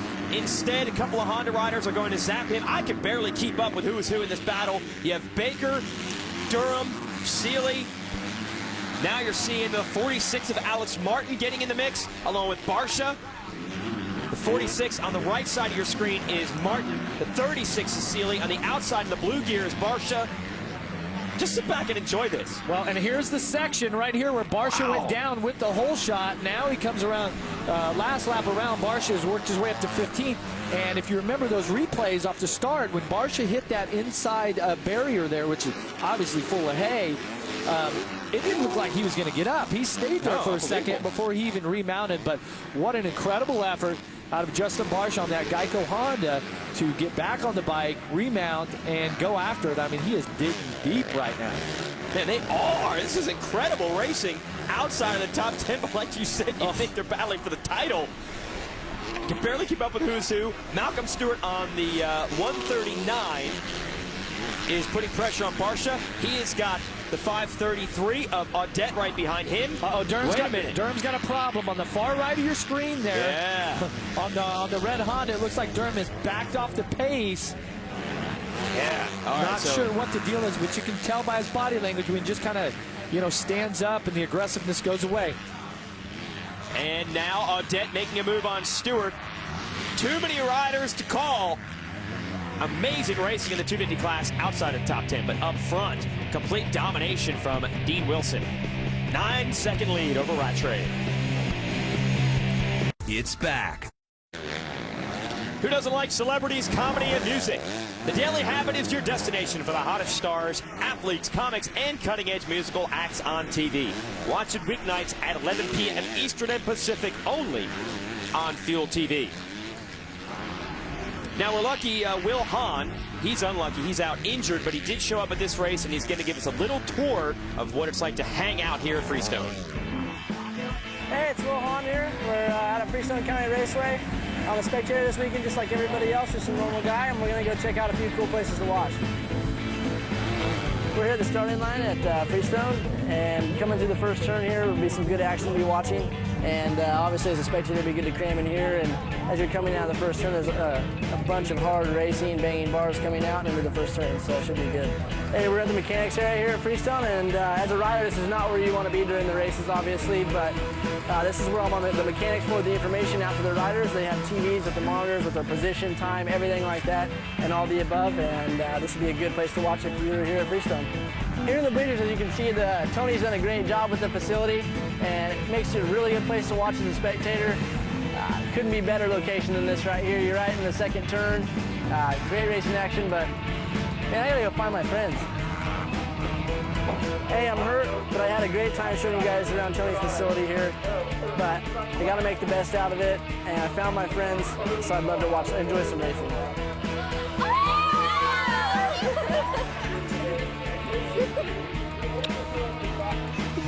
He is never going to want to return to the racetrack as a racer. See how cool it is to do TV? Hey, see what happens? Dean's trying to go as fast as he can to the podium because that's where they will be also. Same spot. That's right. Tony, who Will was referring to, is Tony Miller, the owner of this facility, and Tony's son Clayton is actually a racer as well. So it's a motocross family that definitely puts their heart and soul into this facility, try to make it the best track they possibly can, and what a great track they have put together for our Memorial Day weekend motocross celebration. You know, this looks a lot like last year in Moto 2. But I am pretty sure that Dean Wilson, your leader, is going to do everything he can to ride 100%, not drop off the pace, all the way to the checkered flag, try to take the Moto win, because that was a real disappointment. But what a way for Wilson to come back. Yeah. And possibly, if he can hold on for about another 10 minutes and win this Moto. I'll tell you, Rattray is going to try to do just what he did last year in that second Moto and come back and win it. We're waiting for the number 35 in the third place spot. That would be Kyle Cunningham. Yeah, last year, late in the second Moto, Wilson was leading Rattray. It was so hot, Wilson, I think he basically wasn't able to keep it. Oh! Crash there by a lap rider. We hope that Cunningham can sneak through. He does. Rock River rider. And we'll get you the name on that in just a moment. It's Milliken, the 707. Alex Milliken down. And but what happened with Wilson last year, he basically had a brain fade. He got confused. It was the last lap. He thought Rattray was a lap rider. He let him pass him. And that was actually on the lead lap, so he lost the lead. Hard lesson learned. And there was a great soundbite with his team owner, Mitch Payton, last year. He basically had like, look, we don't even have to say anything. Yeah. He knows, he feels it. And like I said, this year he got a little lucky here with Baggett going down, but strong ride. And I'll tell you, I'm really impressed here with Cunningham. Texan. Third place, yeah. And it's close. Got a little lucky there on that section. All right, well, sometimes better be lucky than good, whether you have a guy fall out of the lead or whether you just barely step up over the finish line, jump, whatever it is. Yeah, but this tells you just what type of conditions the track is out there. You see the bikes jumping around and the lap riders like Milliken having the problems. Just obviously things aren't going right, and it gets worse when it goes down. Rider like Swanepoel here, who we just see going by on the Yamaha.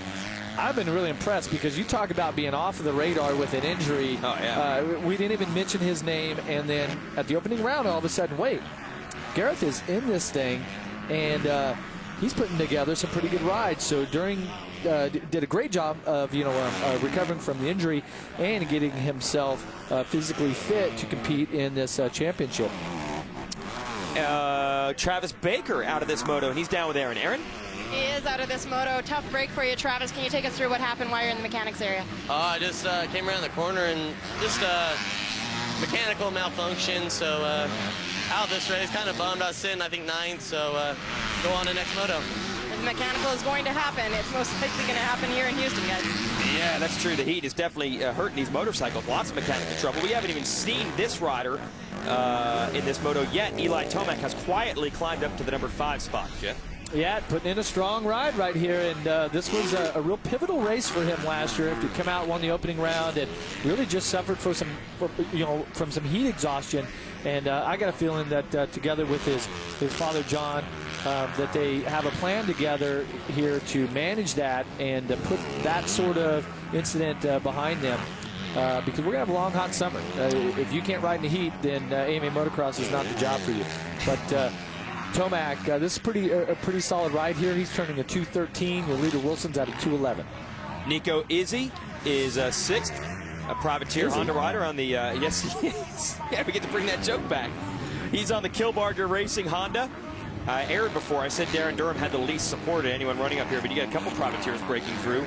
Izzy and also Matt Lemoyne, who will be next in the order, the number 48. He is also a Texas native. He is also a privateer, and that means they don't receive the big support from the OEM manufacturers. This kid on the 48 on the green bike here, basically go out to the dealership, buy a bike, go race.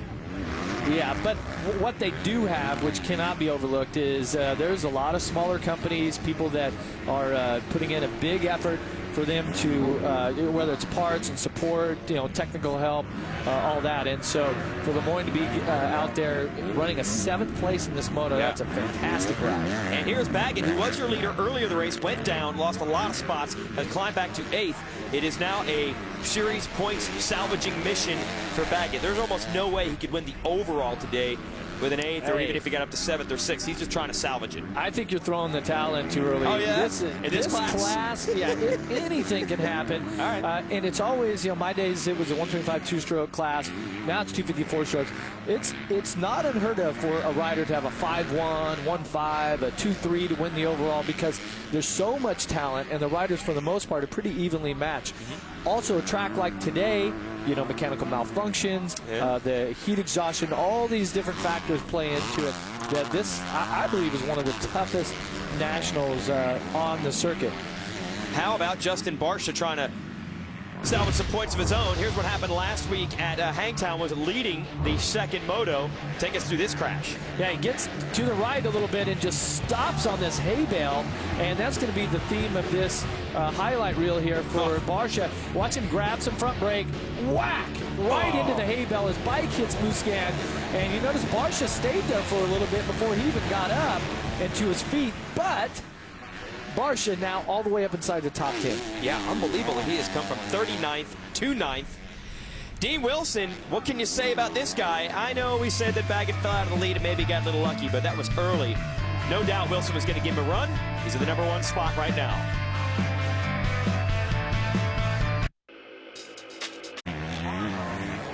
Listen up, action sports fans. It's the world's greatest skateboard event, and it's coming to you from the Big Apple. Watch the Maloof Money Cup presented by Vans live from New York City, Saturday, June 4th, Sunday, June 5th, 4 p.m. Eastern on Fuel TV. Jeff Emming, what's happening? You know, Jason, as you're watching Baggett here, he's got a water system like a Camelback strapped to his neck brace and all that. And I just often wonder how they keep the nozzle, if they ride with the nozzle of that thing in their mouth, or if they, you know, reach up. And it just seems, distracting to me. Yeah, have the nozzle there. Well, maybe that costs somebody else. Watch this. He was putting pressure on Matt Lemoyne while we were at break. Rider goes down. Lemoyne gets tangled with him, and that allows Baggett to slide right through. So that was an easy pass from 57. Yeah, Johnny Moore. Incidentally, he's the teammate of Lance Vincent, who has moved from that privateer Moto Innovations team over to the Geico Honda team as a replacement rider for the injured Will Hahn. Can you guys keep up with all that? I have no idea. Okay. All I know is that Dean Wilson, 12 laps led. That's pretty much all of them. 2 to go for Dean Wilson. It was this section right here where he really started to come unraveled a year ago and waved his teammate Tyler Rattray by. The heat was basically getting to him. I don't think he's going to let that happen again. Show you this. Dean Wilson has this race in hand. The overall, what is he going to let him have it? Unbelievable. He basically pulled over for Rattray, then he pulled over for the second place, or the third place rider, Brock Tickle, who then moved to second, and with that, Wilson, falling from first to third, lost the overall for the afternoon. He didn't realize that until the race was over. He thought those were 2 lapped riders battling for position, and he said, hey, I'm a lap ahead, I'm cruising to the finish, have it, guys. Yeah, well, he's going to take this one all the way, and if you watch that replay, you watch that race back, Tickle hammered it all the way to the checkered flag, and so it was a real lesson for everyone involved, especially all the young motocrossers that are watching, is that, hey, look, this race is from the drop of the gate to the checkered flag, okay?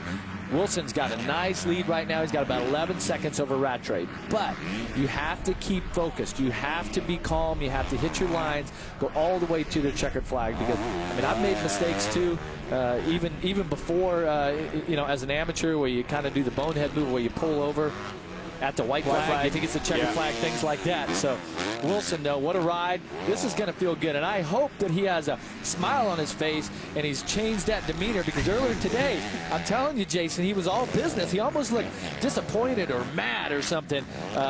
This is going to be a good win, and when we see him on the podium, I'm sure he's going to have a big smile. Hey, if I was mad coming into the moto and I win like this, I would want to get in a bad mood every Saturday morning, because it has worked for him in this one. It would have been interesting, though, to see him and Baggett square off. I don't think Wilson's going to be happy if people say, well, Baggett had it and he fell. I mean, that was, what, a lap and a half into the race? He's going to have a chance once again here in about another 2 hours to do it again and possibly go for the overall here at Freestone. Yeah, it would be interesting to see those 2 teammates mix it up. Rattray second, Cunningham in third. Just a few corners left. Wilson is not backing down in the same manner he did last year, although I think he's taken just a little something off. He's got an 11-second lead in the final lap.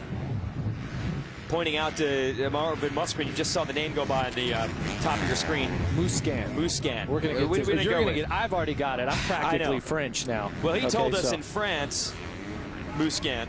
People in the United States call him Musquin. We got to figure it out. Maybe we'll find him in Moto 2 and we'll talk about some more. You know what I'm going to call Wilson?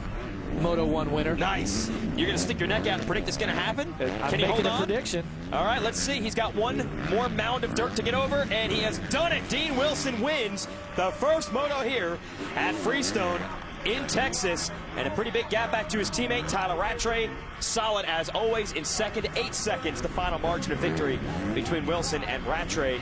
And the fans here in Texas are going to be very happy because one of their own is looking to polish this thing off with a podium finish in the moto, Kyle Cunningham. I know, Cunningham and Swanepoel, 3rd and 4th, as here they come, and that's a big finish for the DNA Shred Sticks Yamaha. This team starts inching forward, getting better and better as the season goes on. Well, Jeff, you and I talked about that at the beginning of the season. Can a team break through to challenge the Kawasaki's and the Hondas, who kind of owned this class the last couple of years? Those Yamahas starting to get in the mix, and maybe the KTM at Musquin can get healed up and ready for Moto 2. There you go. Come on, Dean, let's see a smile. You just dominated Moto 1 here at arguably one of the hottest, toughest races. Speaking of tough races, it sure was for the 57. A Baggett who crashed, went pretty far back. I think, 14th, 15th, has climbed his way back into 7th. So, yes, making something out of what could have been nothing. And there he is, your winner last week in California. Will take 7th in Moto 1. He'll look for better in Moto 2. We'll cover those races on Speed TV a little bit later tonight, Saturday. There is the 139 of Malcolm Stewart. Did he follow through with the keys to the race, Jeff? Well, he doesn't have his goggles on right now, I don't think. That's a key. And that is going to be a key thing here as you see so much roost going up. So Stewart riding up to an 11th place, pretty strong. Definitely the AMA Energy Suzuki team has got to be happy about that. And he really has been a great addition to this team and shown that they've got the program together. And along with that Shred Sticks Yamaha team, they're really starting to get better. Yeah, absolutely. A couple of teams in this 250 class starting to make some steps forward and challenge the big dogs. I'll tell you what I'd be doing. That's what Wilson's doing. Get your boots off. Remember we were talking earlier? Yeah, okay. Get your helmet, jersey, gloves, everything off. Start to get cooled off. I love to get my boots off as quick as I can. And Tomac right there coming in 5th. Geico Honda to get some of the sand and mud out of his mouth at this point. Well, it's in many ways, Jeff, it's kind of like the race has begun. There will be a second moto later today, so these guys, they're done. Now they got to recover. Wilson's doing his best to do that. Rest up, cool down, and be ready to come back and win another one later today. We'll talk to Dean Wilson on the podium when we return, as well as his teammate Tyler Rattray and 3rd place Kyle Cunningham. You're watching live motocross on Fuel TV. This is Lucas Oil AMA Pro Motocross Championship Racing live on Fuel TV. We've just completed the first 250 moto at the Rockstar Energy Drink Freestone National. Here are the results. Your top 10, Wilson, Rattray, Cunningham on the podium via the top 3. Nico Bizzi holds on for a solid run in 6th. Blake Baggett, after a crash, ends up in 7th. Good job by Matt Lemoyne. Texan to finish 8th. Malcolm Stewart, 11th. A couple other riders to watch in here. Justin Sipes, that's Ryan's brother, finishes top 20. Go through 21 through 30. A couple of names in there. Stephen Clark, who had a crash early, comes back for 21st, just misses out on the points. And big names here in the final 40, including Marvin Musquin, who was down on the first lap with a crash from Justin Barcia, and Brock Tickle, who had some mechanical troubles. Let's go down to the podium with our winner, and Aaron Bates. It was a rookie miscalculation that cost Dean Wilson big last year. But Dean, you were actually really sick all week long. You said you were only able to ride 2 days. Did you surprise yourself coming in here as strong as you did? Yeah, I mean, practice didn't go so well, but, you know, I don't really care about practice times. And, yeah, I came off the gate and avoided the crashes, and I was in 2nd, and, you know, like I said, I didn't ride for a couple days, and it just feels good to win and get that little monkey off my back, you know, and just I'd like to thank everybody, Monster Energy, Kawasaki, Thor. You can tell the heat's getting to me a little bit again, but I'm good, and I'll be ready for second moto. Dean, last week when you came up onto the podium, you were absolutely furious with yourself, and you said, I don't want to do this anymore. What you were implying was getting a bad start. It looks as all your hard work paid off this week. Yeah, I mean, I was furious last week because, I mean, I'm just coming from behind Supercross, you know, every race I won, I was coming from behind, and same as Hang Ten, I came from behind. So I just really wanted to get a good start, and I didn't quite get it, but, you know, trying to get it next mo. Congratulations on a job well done. Did he say avoided the crashies? Hey. I think that was the accents we were talking about sneaking in. I love it. Such a great personality. He's a cool kid. Definitely. All right, Dean Wilson has the moto win. We'll talk to second and third. Remember, you return here live to Wortham, Texas. Fuel TV presents. Who doesn't like celebrities, comedy, and music? The Daily Habit is your destination for the hottest stars, athletes, comics, and cutting-edge musical acts on TV. Watch it weeknights at 11 p.m. Eastern and Pacific only on Fuel TV. Just completed our first moto here, and Aaron Bates has our second place finisher. Aaron? Coming into this afternoon, Tyler Ratcher said to me that you knew today was going to be brutal and it was going to be tough. It was definitely both during that first moto. But Tyler, take us through how much, not only physically, but how much is mental preparation important for this race? Well, that's key. I mean, that's mental and also physical. You need to do your training during the winter, and I'm one of the fittest in the class, I feel, and definitely looking forward to that second moto. It was tough out there for sure, and just try to get into a nice rhythm and save some energy, and just want to thank all the guys from Monster Energy, Pro, Kawasaki, Parts Unlimited, Thor, Vans, Volcom. Shout out to my wife and my baby at home that are watching. We'll show you exactly how Tyler Rattray got second and how Dean Wilson took the win with our race recap. Carnage off the start here, Jeff. Barsha into the top block, and Muscan gets nailed in his helmet, right in his face. Got a little problem with his right wrist, it looks like.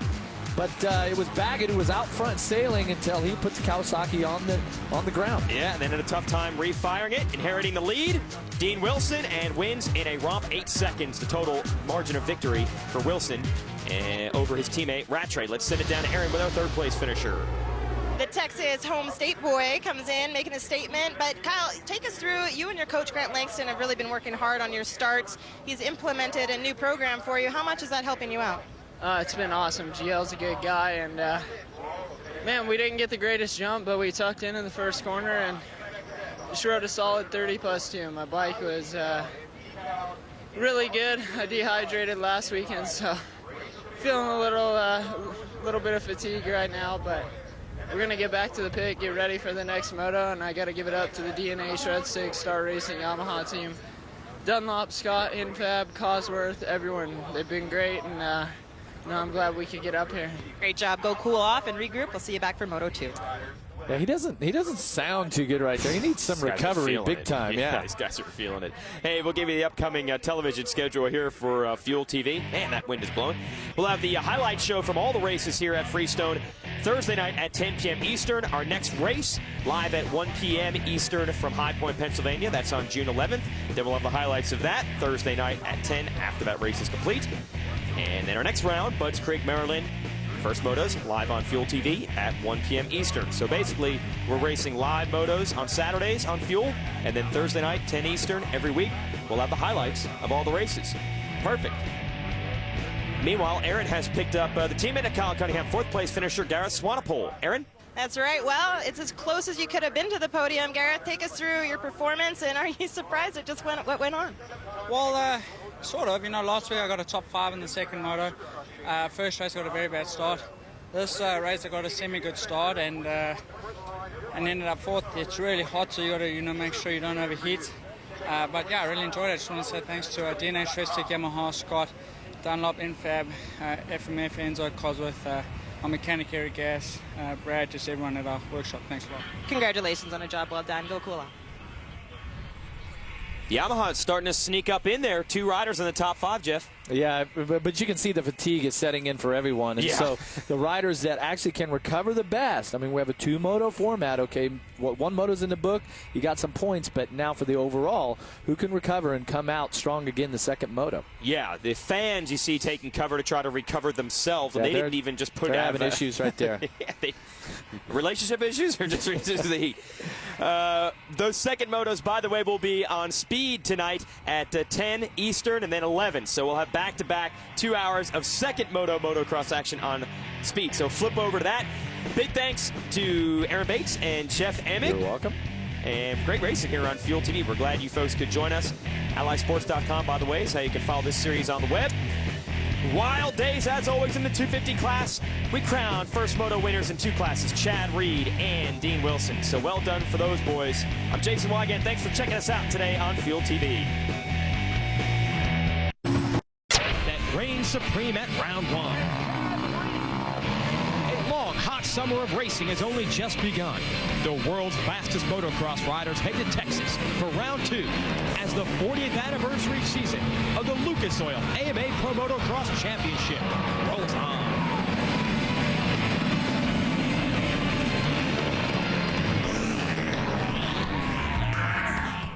We're in Wortham, Texas for round 2 of the 2011 Lucas Oil AMA Pro Motocross Championship, the Rockstar Energy Drink Freestone National.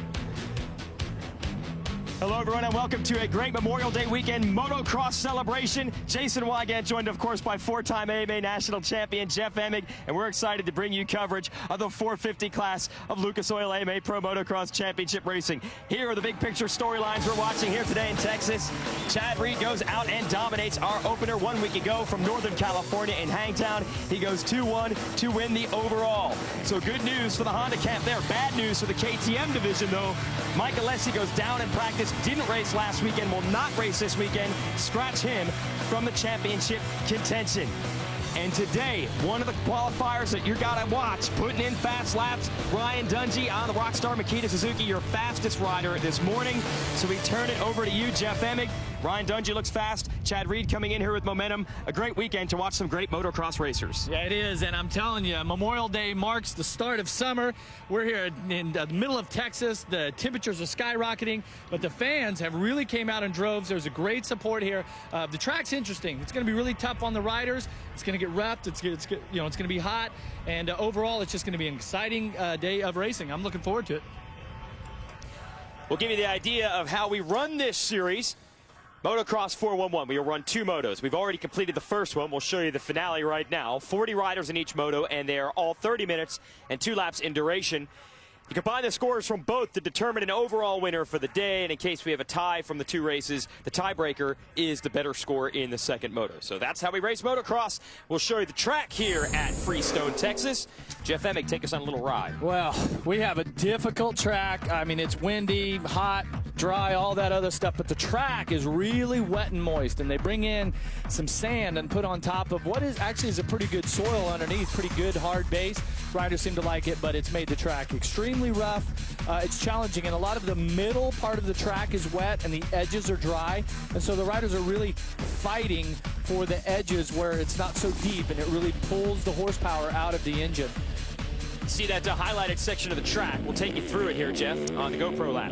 Yeah, this is kind of what I was talking about. Look at some of these sections in the middle of the track where it's really wet and rutted, and then you get kind of to the outside. It's a little bit drier, a little bit easier, but this is earlier today. Kyle Chisholm on the MotoConcepts Yamaha. This is the section just before the finish. There's this steep single jump into these sand whoops, and then they made these last 4 actually jumps as you come into the finish line. Overall, extremely challenging track. It's hot, it's windy, and the riders are really fearful of this hot weather. Man, that looks like fun. All right, let's show you the highlights from moto number 1. Off the start, Ryan Villopoto buried his teammate Jake Weimer up front. Bunch of other riders down. Things would get pretty crazy early because of surprise. Christian Craig out front of the Lucas Oil Troy Lee Honda on fire. Yeah, and he was on fire. He was really loose. He was really fast, but behind him, at the beginning of the moto was Christophe Pourcel on the MotoConcepts Yamaha that came alive, made some passes, and then things started to unravel, and he started dropping quickly. Yeah, he got around Reed, then Reed gets him back. Now Dungey's going to get by, and Pourcel would eventually pull off the track after losing this spot to Dungey. The word is not comfortable with the bike setup, but he has revised it for Moto 2. A little more on that later. There's Pourcel pulling off. Disappointment for the Frenchman, who definitely showed some speed. Now Reed, clear of Dungey, clear of Pourcel, goes after your leader. And Craig did his best to try to fight Reed off. Reed would get him. Bad luck for Kevin Windham, who had just broken into the top 10, runs into mechanical trouble, so the Honda man is out. Villopoto was way back early, as we mentioned off the start, would fight his way through to a podium spot and outduel Craig and Millsaps down to the end to get third. Dungey second. Chad Reed takes another win. This guy is feeling the flow right now and feeling the heat, but also feeling the cheers of the fans. Let's send it down to Aaron Bates with our Progressive Pre-Race Report. Aaron? Kevin Windham's been calling himself a high-tech redneck ever since he's posted a tweet saying he's been getting his family ready for a motocross holiday this weekend. He said he feels a little bit like the Clampets. He's got all his family, all of his friends. But you guys, Kevin Windham, he had a whole engine replacement after that first moto. A tough deal. They don't know what the problem is. They're going to take the engine back to the shop and diagnose it. Yeah, there's Windham's tweets. They got it all. They got his gear guys. Glad they got the goldfish here. Most importantly. Hey, the goldfish and water out here in Texas probably got the best setup of all. It is hot out here today. And we're going to get it going here. Moto number 2 on speed of the 450 class. Gonna be a yellow one there, Wygant. Yeah, that's Brett Metcalfe on the 24. A couple riders tangled up on the outside of turn 1. Meddy's gonna lead him around the Rockstar Makita Suzuki and his teammate Ryan Dungey with him. And Dungey carries the momentum and takes the lead. Chad Reed right there in third. Jake Weimer not too far back in fourth, but right now, Jeff, Ryan Dungey leading him around. And as they start to sort out here and establish the positions, looks like Weimer in fourth and possibly Ricky Dietrich, yeah, I think you're right. in fifth on the Yamaha. So look at Reed and Metcalfe, pair of Australians battling for second. Reed on the 22, able to secure that spot.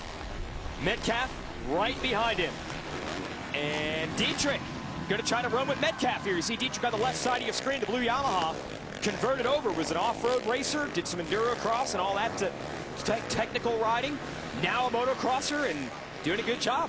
Well, clearly you can see that there's two riders so far this summer that are totally dialed in and ready to go racing each time the gate drops. Talking about Ryan Dungey, your leader, and Chad Reed right here. These guys already have 3 or 4 bike links over Metcalfe. Man, they're going to be hard to beat this summer if they keep starting and everything like this. Well, it was like this in Moto 2 last week from Hangtown. The difference is, where is Ryan Villopoto? Another bad start for the number 2. He was battling with those guys a week ago, but he can't battle them today if he's starting as far back as he is.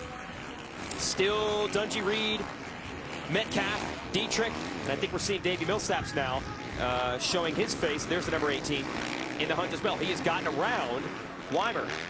How about Ricky Dietrich? We talked to him right before this moto. We said, hey, good job, top 10. He's like, nah, I'm not happy until I'm in the top 5, and that's where he is right now. Well, here comes Kevin Windham. Yep. He's going to jump in there probably about 5th or 6th. So good start after not finishing that first moto. We'll see if the advantage of not having to ride in the heat and be dehydrated and fatigued, if he can use that to his advantage, or if not finishing that first moto just gets him off of his rhythm and, you know, he kind of doesn't have the flow of the track. We'll see. But Kevin Windham, certainly one of the most exciting veterans out there, and right now he's putting the hammer down. Looks like he better. Villopoto. Yeah. He's got to put the hammer down. He's got Ryan Villopoto right behind him, and it's Michael Byrne on the Butler Brothers Suzuki. Here is Villopoto going after Windham. Windham 14 and Villopoto number 2. Well, and notice, well, this is Villopoto. Let's see if he gets up the inside, just over the yellow markers, finds the hot line, takes the spot from Windham.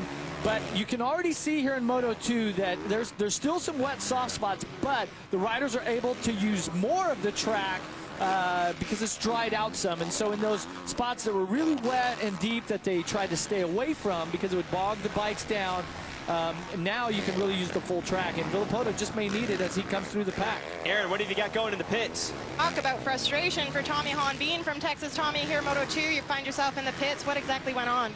I guess something, my gas tank broke. We just got these aluminum tanks made. Something broke. The cap was tight. It was splashing gas everywhere. And I stink right now, so kind of sucks. But, you know, I had a good start to the year, 8, 8, 7 the first 3 motos. Come back, take the weekend off and use it to our advantage and ride as hard as I can and come back next race. Tough luck for Tommy Hahn today. Wow, what a bummer. Tommy had it going, had some solid top 10s, building a foundation for success this summer, getting the mojo working and all that stuff, and then at his home race has a mechanical. And that's part of it, but really disappointing for Tommy Hunt. Man, we've seen a lot of those this year. A lot of bad luck for these guys. A lot of mechanical troubles early in the season. They're all trying new parts as we transition over to this motocross tour, round number 2. You're watching Weimer, who you did see get passed by his teammate Villopoto. Villopoto going after Millsaps. Wyndham going after Weimer. We got battles all over this racetrack, but it's all behind Ryan Dungey and Chad Reed, who are leading it.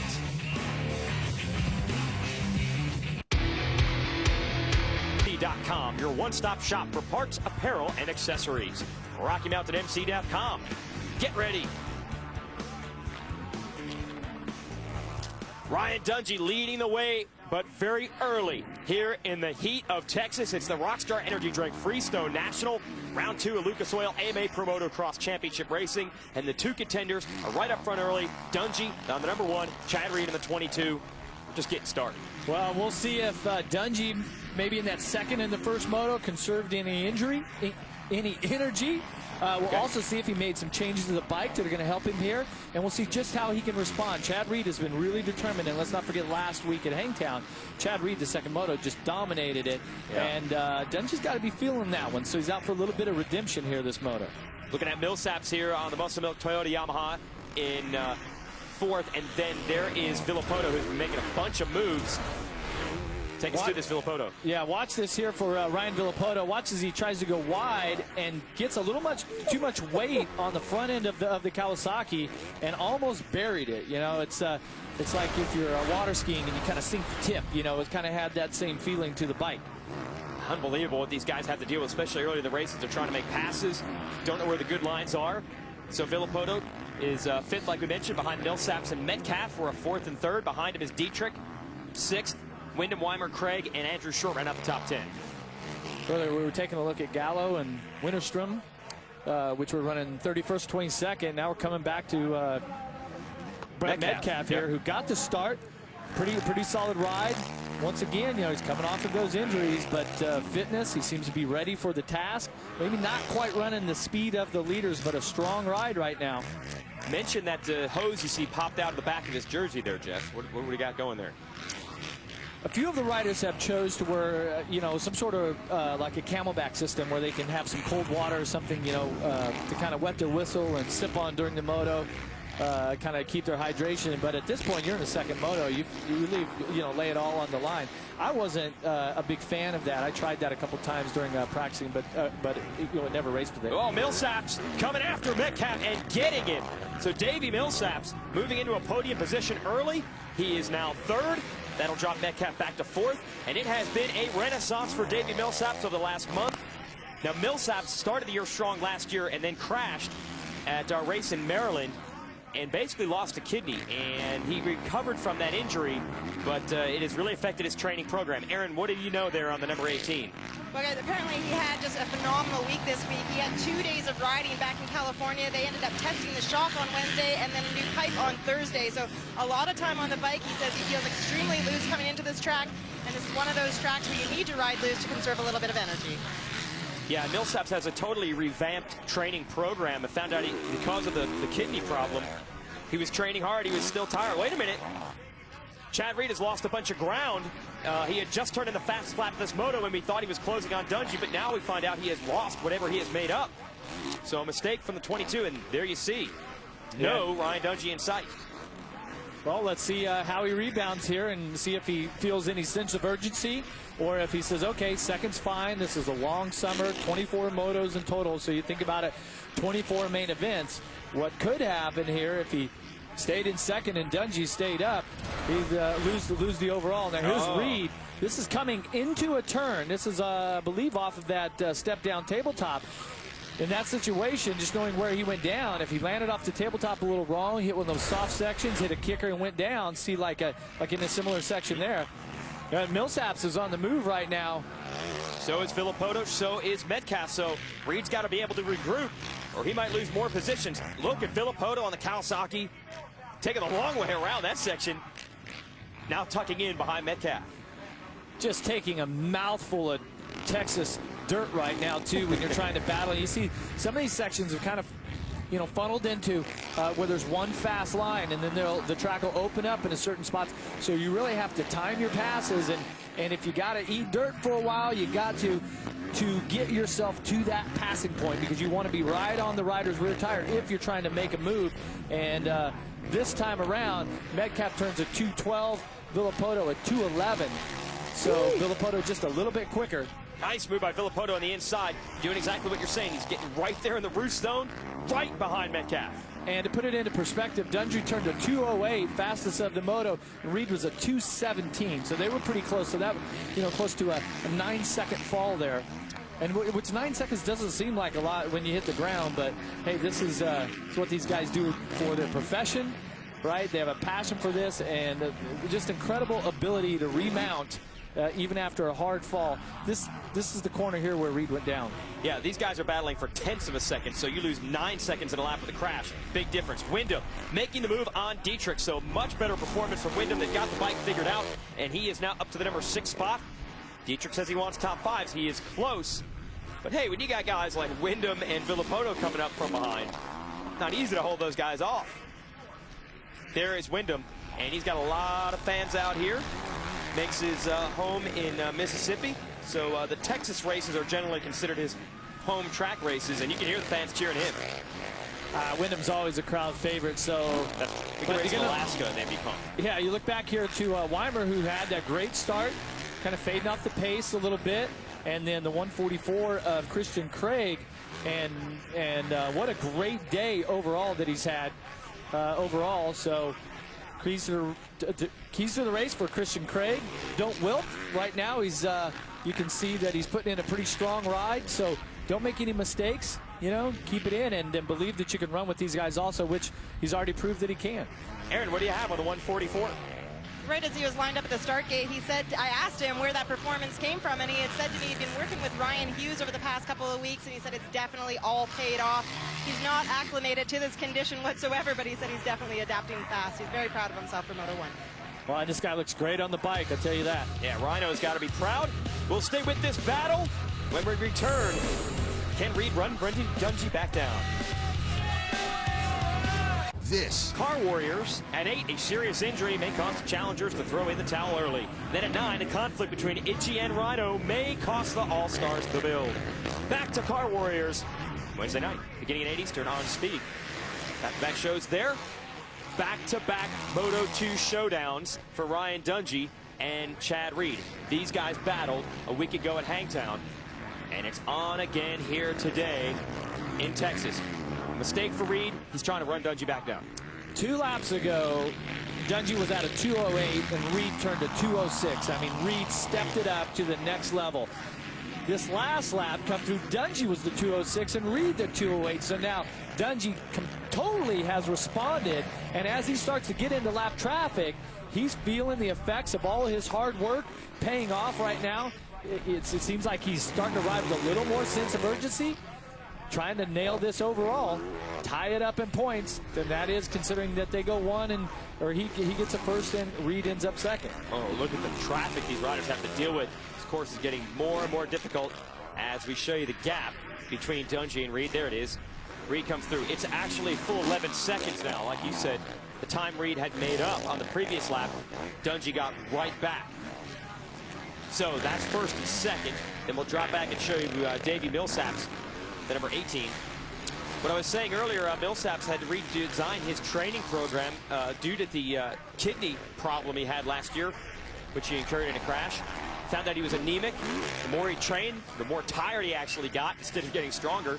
Said now he's got to eat a lot more steak, got to eat more red meat. So he's in Texas. No kidding, he's feeling strong. A lot of steak out here, Yeah, and he's going to have to be really covered, how he handles his fitness, and all that stuff. So definitely showing. I mean, something has clicked. Millsaps is on it, as is the number 2 of Ryan Villopoto. He's starting to come alive here. How long, Jeff, can Villopoto have finishes like this and not be frustrated? First of all, we'll show you how he made up the time and now a position on Metcalfe. Take us through this, Jeff. Well, this is that single just before the finish, and Villopoto just charges into it a little bit harder, a little more sense of urgency, and that main line on the rider's left where Metcalfe was, had a few more kickers coming into that. So Villopoto choosing good lines and taking advantage of that. Okay, so solid points and all that for Villopoto. And you mentioned, though, that these guys really aren't happy unless they're on the top step of the box winning races. How long can Villopoto be mired like this, taking thirds, fourths, whatever, while Reed and Dungey are gone before he starts getting frustrated?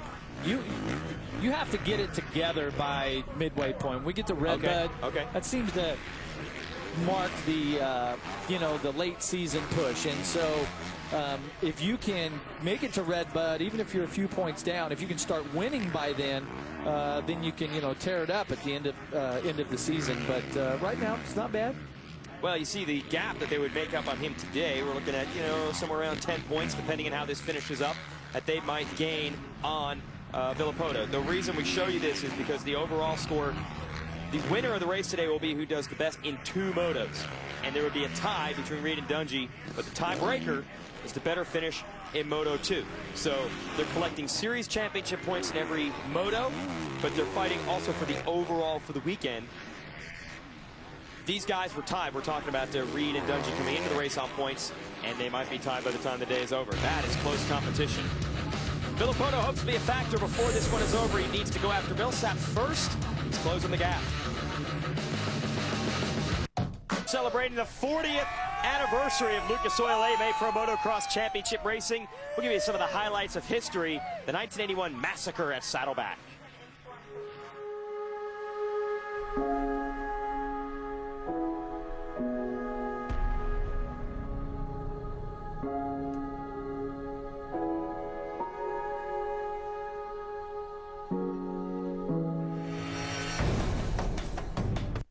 A recovering and weaker Hurricane roared back to full strength in 1981 at Saddleback, if only to prove a point. If Howerton would have left me alone and not pissed me off, he'd have won that day. I've been off for a year. No way to beat him. He starts screwing with me. Banging in, passing me in chicken spots. I don't know if I flipped him off, he flipped me off, whatever. It got ugly, and finally I had enough of it. So I said, okay, that's the end of this. We go over a double jump, he gets set in the corner. I T-boned this sorry bastard, hard as I could. He wobbles, doesn't go down. I set up and bang him again. Totally intentionally, I admit it. I will break his leg. I'm sick of him now. Finally falls off, tries to grab me on the way down. I just go, whoop. Really affected me because I couldn't even concentrate on the race. I let him back by. I don't even want to race with him anymore. I'm sick of him. The hardest 45-minute race of my life was the next moto. I beat him fair and square on a tub of 30 pounds heavier than what he was riding. Okay, folks, if you're new to the sport, Bob Hurricane Hanna was maybe the original motocross superstar, and it was brash riding and talking like that made him the legend that he is. Sometimes you wish that he just wouldn't hold back, and he'd really tell it like it is. Yes, he's very PC. Here is Andrew Short, one of the home state favorites, makes his racing home here in Texas. Tough day for Shorty today.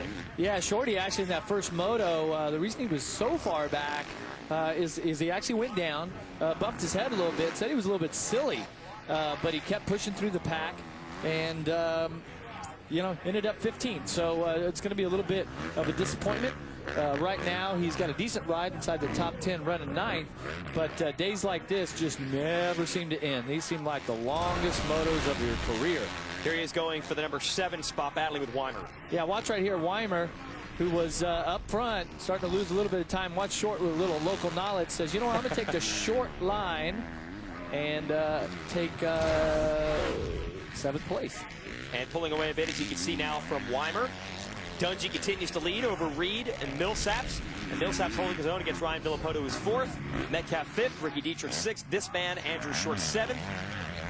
Then it is Weimer in 8th, Wyndham and Christian Craig right out the top 10. Well, now for KTM, they chose to ride this 350 4-stroke new bike, and it's at this point, late in the second moto, 6 minutes plus 2 laps left, is where they think that machine in the future will really benefit the riders. Christian Craig keeping the heat on Kevin Wyndham. We saw Craig between motos, said he didn't feel that bad, and he obviously is feeling pretty darn good because he goes around Wyndham. What'd you say about don't wilt? Well, he's keeping it together. And look how fluid. I mean, he really has a cool style and a cool technique. And, like I said, we spoke to him. I said, hey, are you fatigued? You know, are you going to recover? He says, yeah. He goes, I was pretty tired after first moto, but I feel good, and I'm ready for the second moto. And so far, so good. And I tell you, he rides really, you know, efficient and loose on the bike. It's when you ride tight and you're holding on and you're tensed up everywhere, that's when it just seems to zap the energy out of your body. And you just cannot train hard enough to ever be in shape if you don't ride fluid and smooth. Just saw Ty Simmons, a young Australian, go by in 11th and 12th. Here is Les Smith, the replacement rider for Justin Brayton on the Muscle Milk Toyota Joe Gibbs Racing machine. Basically got the call on Monday night, so not much time to test. There he is on the right side of the Yamaha. Right behind him is Michael Byrne. So Les Smith getting an opportunity here with a great team, going after the JDR J-Star KTM man, 18-year-old Australian. That is Ty Simmons, battle just outside the top 10. And I'll tell you, I've been watching Les Smith all day long, qualifying practice. He looks really comfortable right away on this bike, and him riding on the other bikes on the 250s for the last year and a half seemed like he was always kind of struggling with something. But with this bike, this is more of this style and the technique that I came to know from him when he was an amateur, and he looks fit for this bike here. Oh, and he might squeeze off Simmons. Simmons did everything he could to get him. Wow. Well, he tried to ride a wide bike, but it wasn't wide enough, and Smith got through. I wish I could somehow put into words how difficult that whoop section, the jump section is before the finish. I mean, the images, these guys make it look easy. I'm telling you what that does to your body, how much core strength you have to have, and just, I'm feeling it in the broadcast booth here. I'm getting tired already. Yeah, although it's 65 degrees in our booth. I wonder how Aaron Bates feels outside in the heat. Meanwhile, two generations of Australians here going at it. You got Simmons, who, like we said, is a teenager. Byrne, who is over age 30, battling for 12th and 13th. Well, and the burner here. Two's down. Wow. Big shake up there. This could loom large in points at the end of the year if this gets close. Villopoto not quite able to get back up to speed there either. Well, I'll tell you who is up to speed, and that's my buddy Michael Byrne here. Look at him starting to get comfortable here on this Suzuki. Hasn't had much time to test and practice. This is his first year with this team, so they're trying to get their setting done. But just like Les Smith, I really like what I'm seeing out of Byrne's technique, and he's really fluid on the bike. He seems like everything's starting to come together for him. And Simmons also one of those KTM 350s. He's one of the bigger guys out here, but he says he likes that bike. And the fans like what they're watching. Fun Memorial Day weekend race here in Texas. When it's time to get ready to ride and you need gear, it's time to go to RockyMountainMC.com. With the largest selection of dirt bike parts, apparel, and accessories, we have what you need at deep discounts, up to 75% off retail. Tired of waiting around for your parts from the other guys who claim they have everything yet don't stock anything? We stock what we sell. We have a huge state-of-the-art facility. Great racing here. 450 class of Lucas Oil AMA Pro Motocross Championship racing. And two Australians duking it out. 942 on the orange bike, Ty Simmons. 26 yellow bike Suzuki is Michael Byrne, and they want to put those bikes in the same exact spot, Jeff. And I tell you what, Michael Byrne lives down in Tampa, Florida now. Him and Reed train together, and he says it's so hot and so humid down there in Florida that it makes coming to this race seem like a cool afternoon of motocross racing. So it's kind of one of those situations where your hard work and the hard days are during the week. Try to make race day easier. Man, it is not easy to get by Simmons. He has proven stubborn for Les Smith, now for Michael Byrne. Ooh, got the hops, did not get the right sequence. That's because he had to go to the right through that little dog leg, and there's one extra jump on the right-hand side. He pulled up next to Simmons and just couldn't make it past Simmons. Holding tough. Holding tough is Ryan Dungey. Also, he has a big lead now over Chad Reed, 21 seconds. So way to respond for Dungey after taking a beating from Reed last week. And look just to the back of Dungey. I saw Kyle Chisholm, who took a really hard hit in the first moto. Good to see him back on the bike. Progressive whole shot replay here. That's Metcalfe sweeping, and he's going to get it. Take us through that. All the way through. He just really gated. I mean, about 50 feet out of the gate, it was nothing but that yellow fender way out front. Now we have another yellow fender that's way out front, but this time it's got the #1 plate, the red #1 plate, which he will sure to keep here if he is able to finish this moto off and win the overall, the moto and the overall. Yeah, we had a little bit of controversy coming into this one. Chad Reed won the race overall last weekend, but he and Dungey tied on points. If you saw our grid earlier, they both had a first and a second in the 2 races last weekend, so they were tied in the series standings. So they both have that red number plate background, signifying that they are the series leader. Reed said, hey, I won the race. I should be the only one to hold the plate. Well, guess what? At our next race at Hot Point, Pennsylvania, they'll still be tied if it ends like this, and they'll still both have the red plate. That's what the rule book says right here. Look at this battle, Metcalfe and Dietrich. You know Dietrich's going to be strong late in the race. He's used to racing 2-3 hours off-road, 30-minute moto. Nothing for this guy. Yeah, this is nothing. Here, 35 minutes. Yeah. But I'll tell you what, Dietrich, though, he is really good at motocross. He may be able to go through the trees and through the woods and the desert and all that stuff, but when it comes to this, I mean, he has been exceptional. He's been a great add to this Valley Motorsports Rockstar Energy Drink Yamaha team. And late in these motos, when it's hot and nasty, it's when he really seems to excel. And by the way, while you watch these two battle it out for 4th and 5th, they too have gotten around Ryan Villopoto. You saw Villopoto fell down a couple of laps ago, so now Villopoto losing more points. He is 6th at the moment. As far as the overall today, again, Dungey and Reed would be tied with 2-1 and 1-2. The tiebreaker goes to the better finish in the second moto. So Ryan Dungey is looking at an overall win in Texas unless disaster strikes. And you look at the countdown clock top of the screen. Not much time for that to happen. Yeah, and just I seen across the top of the screen there with the running order at the very end of it. I saw 36 with Pourcel. Tommy Hahn, of course, is out. So MotoConcepts Yamaha just really having a tough day after some good qualifying efforts by their riders. Here is Dungey trying to polish this one off. Pourcel rode very strong at the beginning of our first moto today. Was running second and then pulled off. Wasn't comfortable. They've made major changes to the bike this time. I'll talk about that. Well, they're going to get to do it now because he's not even running, so they can already start washing the bike and making some more changes. Said that they changed the offset of the triple clamps, which extended the bike out a little bit. And didn't pay off in this moto. So Pourcel is struggling. Ryan Dungey is not. Let's see if Dungey can hold on and win his first overall of the year.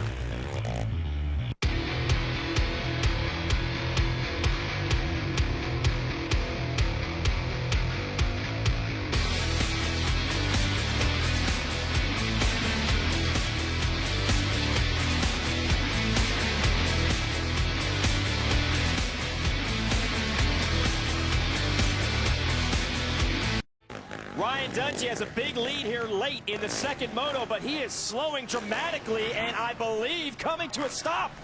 Jeff Emig, it's over.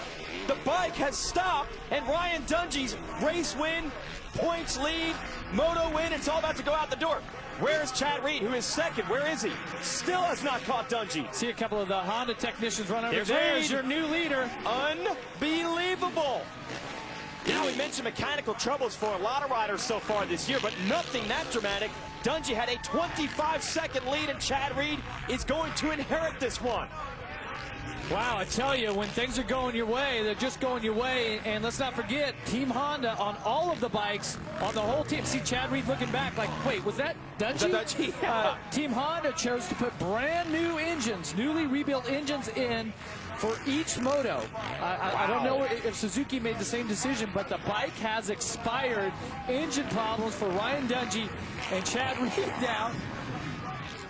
I think you hit the nail on the head. Last year it seemed like anything that could go right for Dungey. Well, let's go down to Aaron. What have you got on the number one?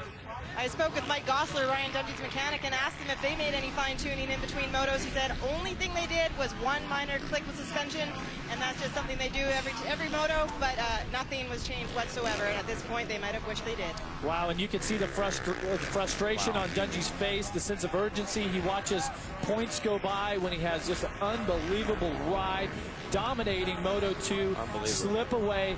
And when you do that much work during the week, when you train and you just suffer through all of that, and you're putting together this type of ride, those moments, that moment that he's experiencing right now, are so frustrating. It's on the pit board for Reed from his mechanic Lars. Dungey out. You talk about hard work during the week, hard work during the race. Dungey led it for 30 minutes in the heat on a rough track. He outdueled Chad Reed. It's now over, and you alluded to it before. When things are going your way, They seem to roll like that. Last year, it seemed like Dungey and Suzuki could do nothing wrong.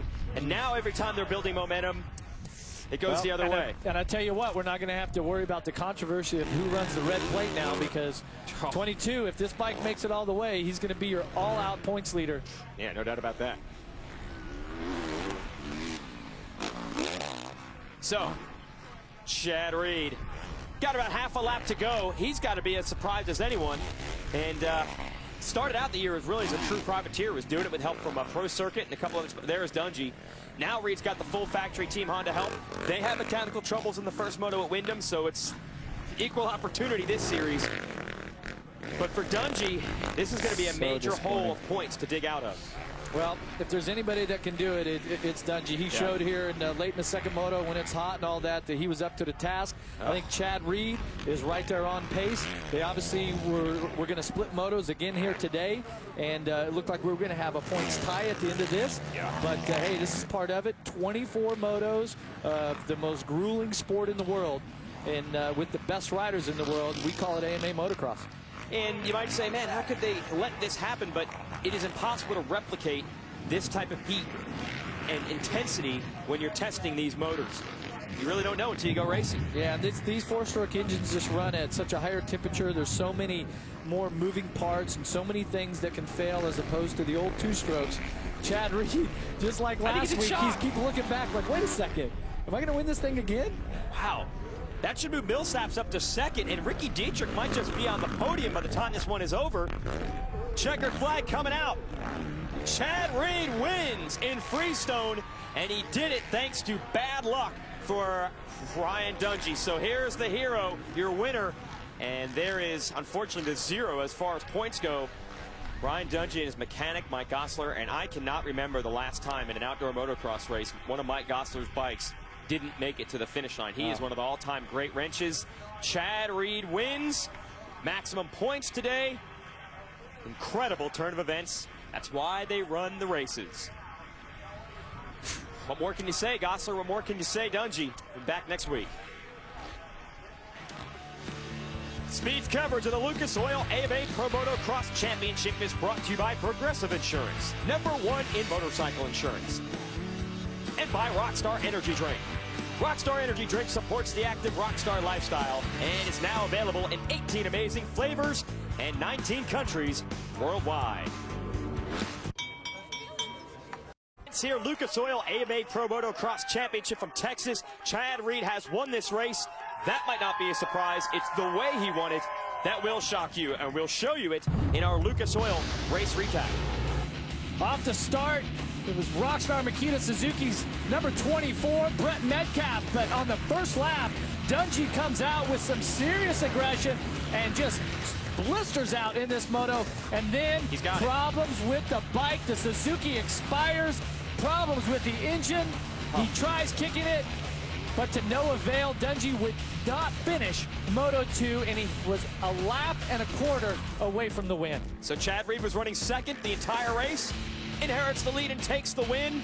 Looks down at his bike to make sure that was still running. It held together. Definitely tough conditions to race in today with the heat, humidity, and all that strain of the motors at this speed. Reed wins, Millsaps and Ricky Dietrich up on the podium. Christian Craig bounces back. 2 solid motos today for him in 7th. Wyndham 8th, Byrne and Nick Way ran out the top 10. Let's send it down to Aaron with our winner. What a day for Chad Reed. Even though, Chad, you ended up having a crash on your own, did it surprise you at all costs there when you saw Dungey down? What was going through your mind? No, I saw him down, and I don't think he actually crashed. I think something happened to the bike, so that's a bummer, man. He was on at that one, and we were looking like we were going to have a good moto, and I just made a mistake. I changed up a line a little bit. It was a little wetter than I anticipated. The thing just kind of went full lock and then just threw me sideways, and I crashed, so little bummer. And then after that, I had a little bit of, put a bit of a spurt in, but he was just too strong, and with crashing, I just decided it was smart to ride it out. And as it turned out, I went 1-1 on the day. But Dungey won that one in my mind, man. Good job. I hate to see a tough competitor go out like that. Yesterday, you and the crew, you guys went fishing. How much does that help going out and having a little bit of fun, taking off some of the pressure? My wife said when we were going racing in the outdoors, she's like, you're only doing it, and I'm only going to support it if you're going to go have fun. Don't worry about the results. Just go have fun and enjoy racing. That's what it's been about in 2011. And one a roll. So feels good. You know, I felt like I had the pace. I had good starts all day, and just hats off to the TwoTwo Motorsports, all the guys at American Honda, Schiff, Fox, man, Mitch Payton at Pro Circuit, and like I said, just have a blast. And I feel like I'm doing that. Congratulations on having fun and letting it pay off. So Chad Reed undefeated early here in 2011. Here are the other events he'll try to win. Upcoming schedule brought to you by Toyota. We'll be on NBC from Mount Morris, Pennsylvania on June 12th, 4 p.m. Eastern. Then Budds Creek in Mechanicsville, Maryland, also back on Speed. June 18th, next week, Mile High in Colorado. And then Redbud for July 4th weekend on NBC. Well, the Reed fans got what they wanted today. A victory out of him. Took a little bit of luck. Hey, sometimes in racing, you need to be lucky, right? Hey, you'd rather be lucky than good when you get 2 moto wins like this. We'll be back with more from Texas. Stay with us. 12,000 pounds, 11 feet tall, and 1,500. Championship is brought to you by Lucas Oil. Made in America, sold to the world. And by the 2011 Toyota Tundra, one of the most capable half-tons ever. Welcome back to your second moto coverage here on Speed, and a bit of a shakeup. We thought Ricky Dietrich had taken third in this moto. Turns out that there was a transponder scoring malfunction for Brett Metcalfe, who actually did finish third in that moto. Once they crossed the finish line, then we knew that Metcalfe had gotten third. But in front of them, Davi Millsaps in second. Aaron, take it away. A very strong ride for Davi Millsaps today. Davey, after coming back from injury like you had last year and be able to overcome this and make it up to the podium on one of the most grueling tracks ever, what does this do for your confidence moving forward? You know, it was a tough race, and first moto I got first, and then fourth, and then this moto I got second. So, you know, Dungey went down a couple laps ago, so that helped me out a bunch. But you know, I'll take it when I can get it, and I just can't thank James GR, Muscle Milk, Toyota enough, and you know, just everyone's been behind me, my mechanic, you know, my wife, everyone, thank you very much. Congratulations on a job well done today. All right, well done by Davi Millsaps. A big shakeup in the standings here because we thought Reed and Dungey were going to be tied. Dungey's bike breaks, so suddenly Reed gains 25 full points on him, so now Dungey's going to be digging out of a big hole. But he did that earlier in the year in the Supercross series. Yeah, he certainly did, and you know, it's disappointing, but like I mentioned earlier, it's a long summer. A lot can happen. And you take those points whenever you can get them, and Chad Reed definitely capitalized on that. Another guy scored some points today, Brett Metcalfe. Aaron, you got him? Scoring some serious points today. Brett, what a week it was for you. You did the road trip all the way here. You tried to get yourself acclimated, but didn't have the parts in time. Are you happy with today's overall result? Well, yeah, I'm happy with the last moto. It's been a rough start to the season. We had a lot of crashes. We finally worked some stuff out thanks to the Rockstar Makita Suzuki crew. Just awesome, you know, Thor, Parts Unlimited, Scott, Alpine Stars, Don Joy, Edneys. Everyone, thanks a lot, and happy with that. Today's track was such a rough one. It was really one-lined. How hard was it to make a pass with coming back through the pack? It was a little difficult. You really had to be patient. I learned that in the first moto by crashing twice. In the second moto, I made amends of that, so it was a little better. But you got to be patient and not push too hard. It was a rough track. Obviously, the humidity here in Texas is always a killer, so happy to get through and get a break here. You made it through a rough one. Job well done. Brett, take us through also your injury. You made it back. Are you 100% recovered at this point? Yeah, it feels good now. You know, it took a little while to get going, but out there today, second moto, no problems with my wrist. So it's full steam ahead from here, and no more putting it on the ground. Well, boys, I think these guys are more than happy to have this Texas round behind them.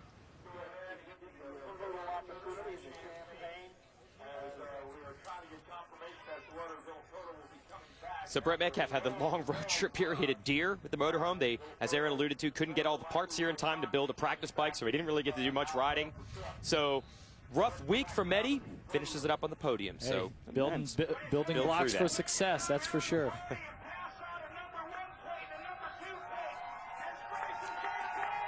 Fuel your passion for motorcycle racing with Speed Motorcycle Text Alerts powered by Yamaha. Get the latest moto racing results and breaking news as they become available, sent right to your phone.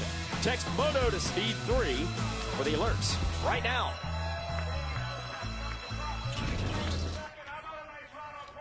Well, Chad Reed, last year just couldn't get the momentum, couldn't get the ball rolling. This year, he can't help himself. He's winning races even when he's not trying to. Yeah, I mean, that's some great images there, you know, the thrill of victory, agony of defeat for Dungey. Some of the riders that I was really impressed with today was Millsaps, Yep. Christian Craig, obviously, Tommy Hahn, And Les Smith actually with a couple of pretty good rides. We'll have a weekend off, and then we're back to racing from Mount Morris, Pennsylvania, just south of Pittsburgh. Fuel TV always has the first motos in this series live, so that'll be 1 p.m. Eastern. And Speed will have the 250 class Moto 2 coverage on June the 11th, Saturday night. So Chad Reed, man, he's smiling. He's got a lot of fans here. Just an incredible season so far for Reed. This is this guy who was on the verge of retirement 6 months ago, and here he is winning races and leading the championship. Hey, I'll say it. Said it last week. I'll say it again. Attitude is everything. Chad Reed is in the right place. He's riding for the right reasons, and it shows his passion for the sport. And we still got 10 more races to go. Oh yeah, you're going to hear it from the rest of these guys. Villopoto, Dungey, Metcalfe, Millsaps. There are going to be some challengers for race wins. Heartbreaker for Ryan Dungey today. Don't worry, he'll keep fighting. For Aaron Bates, Jeff Femmig, I'm Jason Wygant. Thanks for watching, and congratulations to Chad Reed. Chad Reed.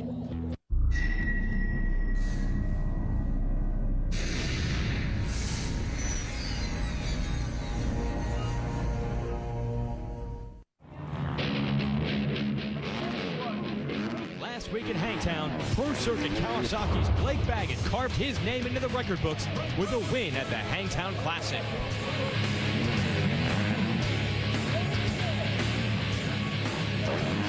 Baggett's first career victory led a Kawasaki sprint to the podium. Moto 1 winner Dean Wilson came home in second, followed by former world champion Tyler Rattray.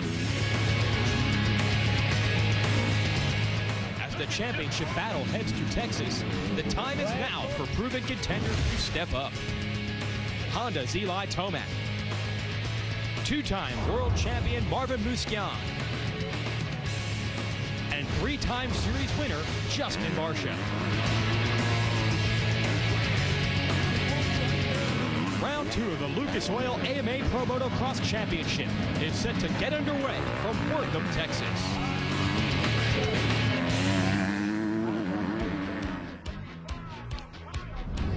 Welcome to Texas. It's round 2 of the Lucas Oil AMA Pro Motocross Championship. The Rockstar Energy Drink Freestone National from Wortham. Hello everyone, Jason Wygant, joined by 4-time AMA National Champion Jeff Emig for Speed's coverage of the 250 class. And this is going to be an exciting race to watch. This class is always wild, but it has been especially so far this year. We'll give you the idea of the big picture storylines we're going to be following. We'll take you back to last week. Contenders struggle at round 1. Ryan Sipes had a big crash in the first moto. Second moto, Marvin Musquian down. Justin Barcia down. And Dean Wilson, guess what? Down. Yeah, so those guys had up and down days, but it was all up for the number 57 of Blake Baggett. Had never won a race at this level before. Well, he's got one now. He dominates the second moto at Hangtown. He is your winner. So, Blake Baggett, maybe not on everyone's list of favorites when the year began. He is now, so you better get to know this kid. I had a pretty good amateur career. I was really fast on mini bikes some years, and then other years, I was back buried in the pack. So I kind of had ups and downs through that. And then as soon as I turned pro, I went out and did the last 3 outdoors on my own as a privateer. I definitely felt pretty confident for what I had coming in, and just kind of worked away at it. Supercross was new. Ended up getting a ride with Canada Rockstar Suzuki, Bobby Hewitt.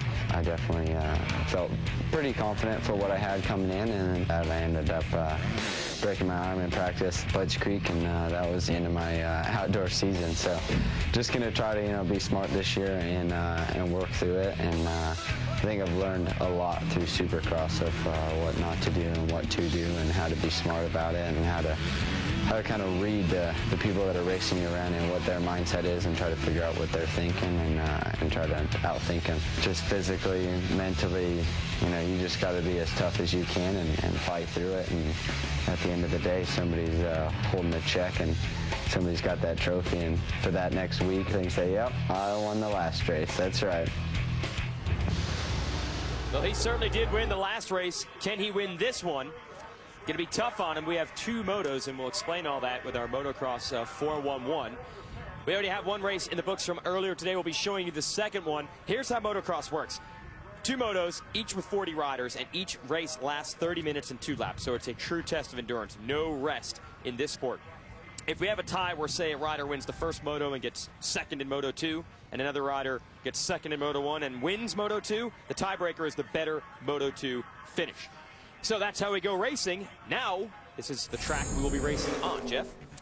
And it is a difficult track, and there's a lot of soft spots in it, and especially for the 250 class here, those soft areas, if you get bogged down, that's where you have to rely upon an engine with a lot of horsepower.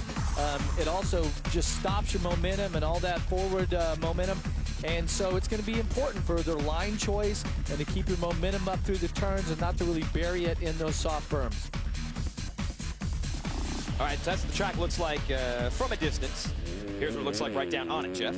Well, here's what it looks like if you're Rockstar Energy's Nick Paluzzi. Notice all the soft spots here and where those ruts are. Listen to the bike as he comes down through here, and the engine's really laboring to push the bike through. That's where it's critical on the 250F, especially for all of your shifting. I mean, you have got to be on it and keep those RPMs at a precise point to get the maximum horsepower out of that engine. So now we'll give you the highlights of the first moto from earlier today. Bit of a shakeup in this series. Off the start, Marvin Musquin coming through, looking good in the KTM. Justin Barcia will knife underneath him, and then disaster is going to strike. Not just for these riders down in turn 1, but also for Barcia and Musquin, Jeff. Yeah, watch as they come through here. Barcia tucks the front wheel, and watch him just plow into the bike, and then Musquin catches the back tire of Barcia's bike. It would break a bone in his hand. It just knocked him right in the helmet. Brock Tickle, a Supercross champion, out with mechanical troubles early. That's one of your favorites. Then Blake Baggett was leading the race in the 57. He crashes. He can't get the bike restarted. Loses the lead and goes way back. And the benefactor of that is the 15 of Dean Wilson, rebounding from a frustrating race last year. Just had a fantastic second moto going, or first moto, sorry. Also a fantastic race early for Nico Izzy on the 42, but he will get passed by Tyler Rattray, who will grab the runner-up spot. Also going to watch the 35. Kyle Cunningham coming on strong. Gets past Izzy here also, just really had some strong lines and just kept pushing his way forward. And pushing his way forward to the win, Dean Wilson. Congrats to the Scots-Canadian Californian who's got another moto win after winning the first moto last week. Let's send it down to Aaron Bates with a Progressive pre-race report. Aaron. It was a very tough day for the number 125 of Martin Musquin, the two-time world champion. An injury update for you. During that crash when he ran into Barcia's bike, he actually jarred his left thumb so severely that it compounded his thumb and the joint. So at this point, it's undetermined of when we'll see him back. Wow, compound fracture of the thumb. That's probably going to be a long recovery. It's going to hurt. You can imagine how rough these tracks are. Let's go racing here, Moto 2. Baggett leads them into turn 1, but I think Barcia's going to lead them out of it. That's a relatively clean start for motocross, only 3 or 4 riders down. Well, Justin Barcia, yeah, right back where he was. Justin Barcia, this is through the turn where he fell the first moto. Can he make it through this time? Dean Wilson has stolen second place. Here it is, same shot, same line. Makes different result, yes. And I tell you, Barcia, he came back to a 9th after going down. So a strong ride. Now let's see where his fitness is at and if he can grab this moto win. This young rider is fired up. Wilson second, another good start. Nico Izzy third, yes he is. And what happened to Baggett, who was second? He gets bumped back around to 4th. And we see the 35 of Cunningham in 5th. So a lot of the contenders who were up front in Moto 1 are back here in Moto 2. Well, he's going to play a big factor. Fitness is going to be the key here. Minimize the mistakes at this point and really try to find those lines where maybe not the smoothest line, but the line where you're just flowing and carrying your momentum and not beating yourself up, because every one of these riders by the end of this moto are going to be completely fatigued. They've already done one 35, 36-minute moto, had a time to rest, get rehydrated, put on some clean gear, and fill the bike back up with gas, and now they got to go do it all over again at what arguably could be the hottest race of the season, and we're only in the second round of this AMA Motocross Championship. Well, we also have one of the hottest rivalries in the sport. There is no love lost whatsoever between the 17 of Barcia leading and the 15 of Dean Wilson in second. They have had some crazy battles in the indoor Supercross series.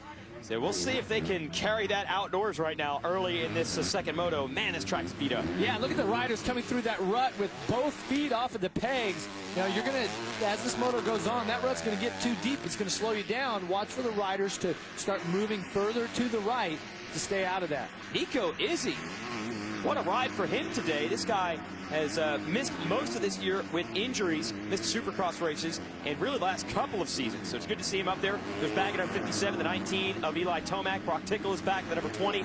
And as always in this 250 class, too many riders, too close to call them all. It is stacked this year in this division. Back to our leader. That is Barsha and Wilson. And Wilson closing in, I think, just a little bit. Some trouble back here. Well, this is what happens. This is a blind jump, so all the other riders are coming over. There's Futrell. Scott Champion. Tons of riders in there. And for Scott Champion, he had a really good qualifying effort today. The motos haven't gone as planned, but also one of the riders who was up inside of our top 5 in the first moto, Gareth Swanepoel from South Africa, is running back in about 18th here, so he's got his work cut out for him if he's going to try to get on the podium or even inside the top 5 for the overall. We had a battle on our hands. Dean Wilson starting to run down Justin Barsha. It was very much the same scenario last week in our second moto at Hangtown, and Barsha under pressure clipped a hay bale and crashed. Can he hold on this time? And let's send it down to Aaron, who is, hey, we're in a nice air-conditioned booth. Aaron, are you in an air-conditioned booth or no? I am far from in an air-conditioned booth. It is sweltering hot down here, but I have to say the wind is making it bearable today. But in between motos, when I was walking around the pits, I noticed that the Pro Circuit team had large garbage pails filled with ice and cold water, and I caught both Dean Wilson and Tyler Rattray immersed down into their neck trying to cool off to prepare for this moto number 2. It's a painful way to get the body temperature down. But Jeff, we were talking earlier about that recovery. It hurts, and that's what they're trying to do for their recovery, is to get their core body temperature down as fast as they can. And I've actually tried that before. I don't like it much. But hey, it's working for Dean Wilson, because look how fired up he is. He is just aggressive here in this second moto. He's riding with a lot of enthusiasm. And you mentioned that rivalry between the 17 and the 15. Okay, this is that's what I love about this age where they're at, and in this class, is that these guys are just, they are so fired up and they ride with so much aggression.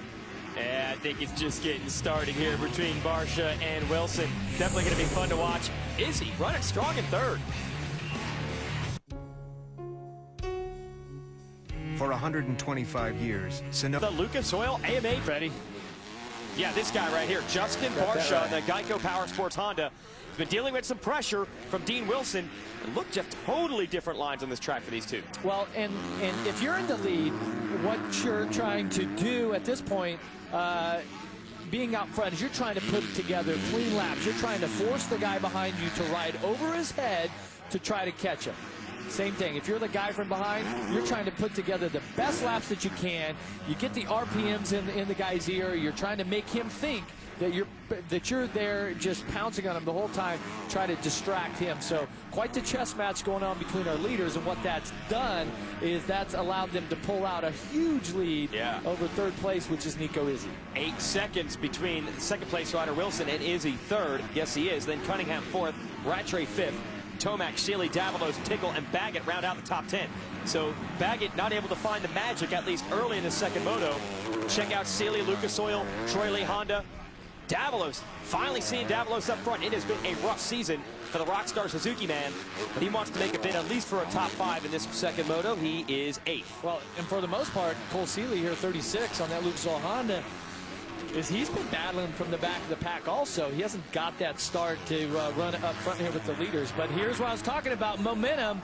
And Wilson, and of course they come together, and this time Wilson goes down. What'd you say about magnets? These two always find each other, and it always gets nasty. And this time Wilson, the short end of the stick. Izzy goes by, Cunningham goes by. Yes, they had a big lead over third, but not that big. And now he's trying to get the bike into neutral because he can't start it in gear. Yeah, those 250Fs, when they heat up, they don't like to start too well when the engine is hot, but he's up and going. That's going to put him 8th, just in front of Tickle. Well, it's a shakeup not just in the moto, but now for the overall, because we count the points in both races. Wilson won the first one. His teammate Tyler Rattray finished second. Rattray would be, I believe, fourth right now. Take us to the crash. Okay, now Barcia stuffs it in the turn, and Wilson carries his momentum around and goes for it. Now, when he realizes that he doesn't have the wheel on Barcia, but he hits that big kicker, and he just cannot stop his momentum. Now, Barcia is going to, you know, if you watch this replay, he'll understand what went on. But Barcia, in his mind, is going, man, he just tried to take me out right now. He just went for the jugular, and which will only fuel the fire even more. I was going to say, he probably smiles when he thinks of that. Now it's an 11-second lead for Justin Barcia, and after last week's disappointment, this is exactly what Factor Connection was hoping would happen with Justin Barcia, is to catch fire here at the second moto.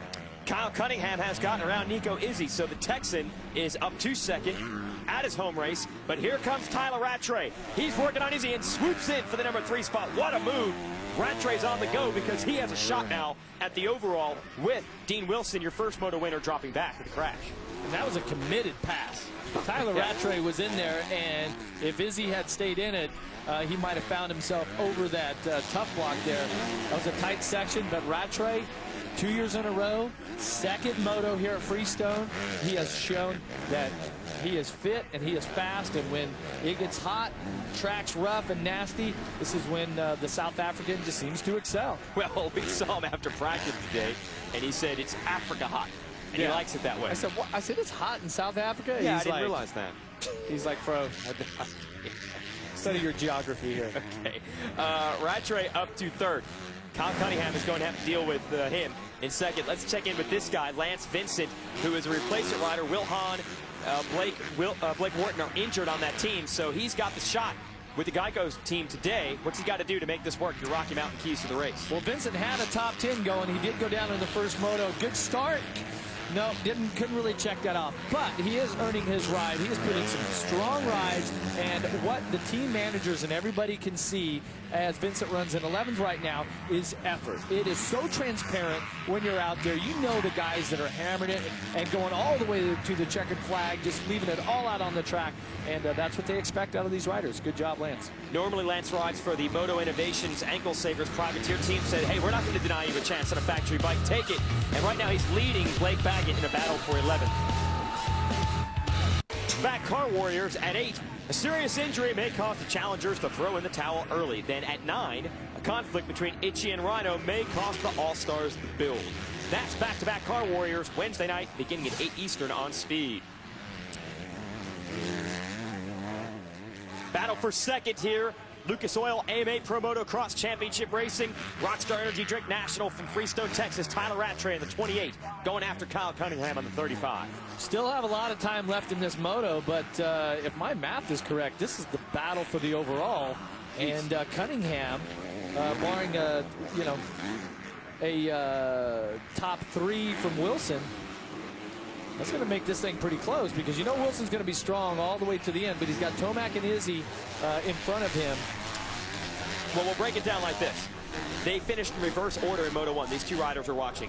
Rattray finished second, Cunningham finished third. Now Cunningham is second, Rattray is third, and the tiebreaker is the better finish in Moto 2. So if it ends like this, they will be tied on points. Cunningham, by virtue of the better second Moto finish, will win the overall. That'd be the first ever overall win for Cunningham. So really it comes down to these two. Can Rattray make the pass? Can Cunningham hold Rattray off? And we're only halfway through the moto. Yeah, and I think it comes down also to the 42 of Nico Izzi. He faded back a little bit in the first moto. He's got Tomac and Wilson Seeley just behind him. Man, it is chilly here in the booth. I might have to put a jacket on. Aaron, what's it like down on the track? That's not even right. It's far from chilly out here, you guys. It is a blistering high 90 degrees. But today there's something going on that's a little bit different. This place got a history of being cruel to the riders because of the heat, and the Asterix medical team has advised everyone to drink their fluids and to stay hydrated. From riders meeting on this morning, they are keeping an eye on everyone, making sure that nobody's delirious from the heat, and if they see or feel that they are harming any other riders or can potentially harm themselves, they do reserve the right to black flag them and end their day. And yeah, actually it was so hot here in 2009 that last year they were considering shortening the motos down to 20 or 25 minutes. The riders have to learn, I guess, to pace themselves. Don't ride over your head. Jeff, talk about when you go to the wall in the heat. What happens then? Yeah, you start to get things get a little fuzzy, and you just cannot recover. And a rider that experienced that last year was the 19 here, this Geico Honda, Eli Tomac. He had a fantastic first moto. He was the fastest guy on the track, and as the race and the day went on, the heat really seemed to get to him. Now Eli is prepared this year. Seems to come in here with a game plan of what to do and to not push himself into the red zone. But right now, he's got all that he can handle by Dean Wilson, your Moto 1 winner. But I'd say so far that Eli has really done a good job of not putting himself into a bad zone here today. You know, last year, Tomac won his first pro race ever, which was our series opener in 2010. So he was known as the kid that got the fast. Whoa, what a line by Wilson, and he just launched past Tomac. That was unbelievable. I didn't even realize Tomac knows what happened. Yeah, I'm sure that's set up by that huge braking bump that's setting up, but that's really going to shake up the points and everything for the overall this year. Well, it's shaking up again. Rattray has just gotten Cunningham. Wow. Cunningham putting in a strong ride, but Rattray, he's going after it. That's going to give him another 2 points. Now, there's still 15 minutes plus 2 laps, basically. A lot of racing left here, and we can see that as the race goes on and the riders start to fatigue and things start to break down and mentally you start to fatigue, that's when you make the most mistakes. So Rattray on the move, though. Well, they are straining the engines, and we're smoking the calculators here trying to figure out who's going to win this race when we calculate the scores of both motos. Justin Barcia is leading it. He had a tough one in Moto 1 after a crash. He finished 9th in that race. So a 9-1, that's not going to get the job done. It could be Rattray, it could be Cunningham, it could be Wilson. This thing is far from over. Rockstar Girls, they found a shade tree. They're smarter than you would think. If you were Barcia carrying the flag here for Geico Honda, leading the way. That team has been dealt a lot of injury woes this year, but Will Hahn, injured or not, is here to help us out and give us a little guide to the team hauler. Hey, it's Will Hahn. We're out here at Freestone. This is a look at the Geico Honda truck from a fan's perspective on the outside, but hey, I got nothing else better to do. I'm not racing this weekend, so let's go check out the inside of the truck. Here we are on the inside. We got Beeks and Mr. John Tomac here getting the helmets ready for the weekend and doing their deal. It's hot, it's hectic. It's nice in here, so it makes it easier to be inside while you're doing that kind of stuff. Also, we got bars, spare plastics and stuff here. They're all building them for the bikes to make them look real nice. And then over here we got our team headsets and everything, how we communicate on the weekend from the riders to the mechanics and everything like that. And also here's a spare engine in case we do have a malfunction, which it's not going to happen. But let's go check out the upstairs where most of us riders spend most of our time. Here we are, top of the Riders Lounge. This is Justin's area. This will be the newcomer Lance Vincent's area. He's filling in for obviously Jimmy and I since we're injured right now. And up here we got Eli's area. And then when I get back on my dirt bike, this will be my area, come around Redbud, Millville. And this has been the tour of the Geico Semi, guys. I appreciate you guys coming, and see you soon. Yeah, Will actually did start riding this week, but right now the replacement was supposed to be Jimmy Dakotas. He was injured, so they picked up Lance Vincent to ride for the team now. Well, yeah, and go through the keys for him. Yeah, and that Geico team's missing Blake Wharton also. So get a good start. Didn't quite get the start that he needed, but he definitely is earning his ride. Vincent now up inside of a top 10, which he should have had in Moto 1, but he fell over, dropped outside of the top 10, but a solid ride, and good job, man. All right, those are your Rocky Mountain ATV MC keys to the race. He got the start. He's earning the ride. There's no doubt about that. In the top 10 speed-wise in both motos, the result in Moto 1 won't show it. 10 minutes to go in this one. Vincent 10th, Swanepoel 9th, Davalos 8th, Sealy Tickle 7, 6th, Tomac 5th, and we've already talked about the top 4, including this guy, your leader. Barcia leading Rattray, Cunningham, Wilson. And Barcia's lead is down to about 10 seconds right now. He's kind of holding it at that point, but you can see he's loosening up a little bit right now, and that's because this track, I mean, it is just treacherous right now. The heat's starting to set in, but let's take a look at the Progressive whole shot replay and watch the 17 Geico Honda once again. 2 whole shots here today, all by himself. See Kilbarger and a couple other guys not so fortunate. Well, we go back to the Supercross tour, just finished a couple of weeks ago. Barsha now starts at every race there. He's gotten 3 good starts out of the 4 motos this year in motocross. He has got the starts dialed this year. He has, and right now in Moto 2, he's got the finish dialed. Got 8 minutes plus a couple laps, and you know, you see out of the back of his helmet there, he's got that long blonde hair, kind of a signature hairstyle. And I was joking around with him before practice today about cutting it off. And I said, hey, I'll do it right now. I got to grab some scissors. But he said, no can do. This is my style, and I'm going to run it, and I'm going to go beat these guys. Short hair, long hair, it doesn't matter. He said, I don't need to cut my hair. I'm tough as nails. And I ate some for lunch. That's what he said. All right, so we're getting down to the stretch run within 10 minutes and 2 laps of the finale of this moto. And it's still a mix-up for the overall. I did a little math now. Tyler Rattray, I believe at the moment, would win the overall by 1 point over Dean Wilson. So it could come down to Wilson, who's in 4th, trying to pass Kyle Cunningham, who is in 3rd. The gap is about 7 seconds between those two. So Wilson's going to need a mistake out of Cunningham and Rattray. He made a mistake himself earlier, so he knows it can happen. But Justin Barsha trying to cruise to a checkered flag in this moto.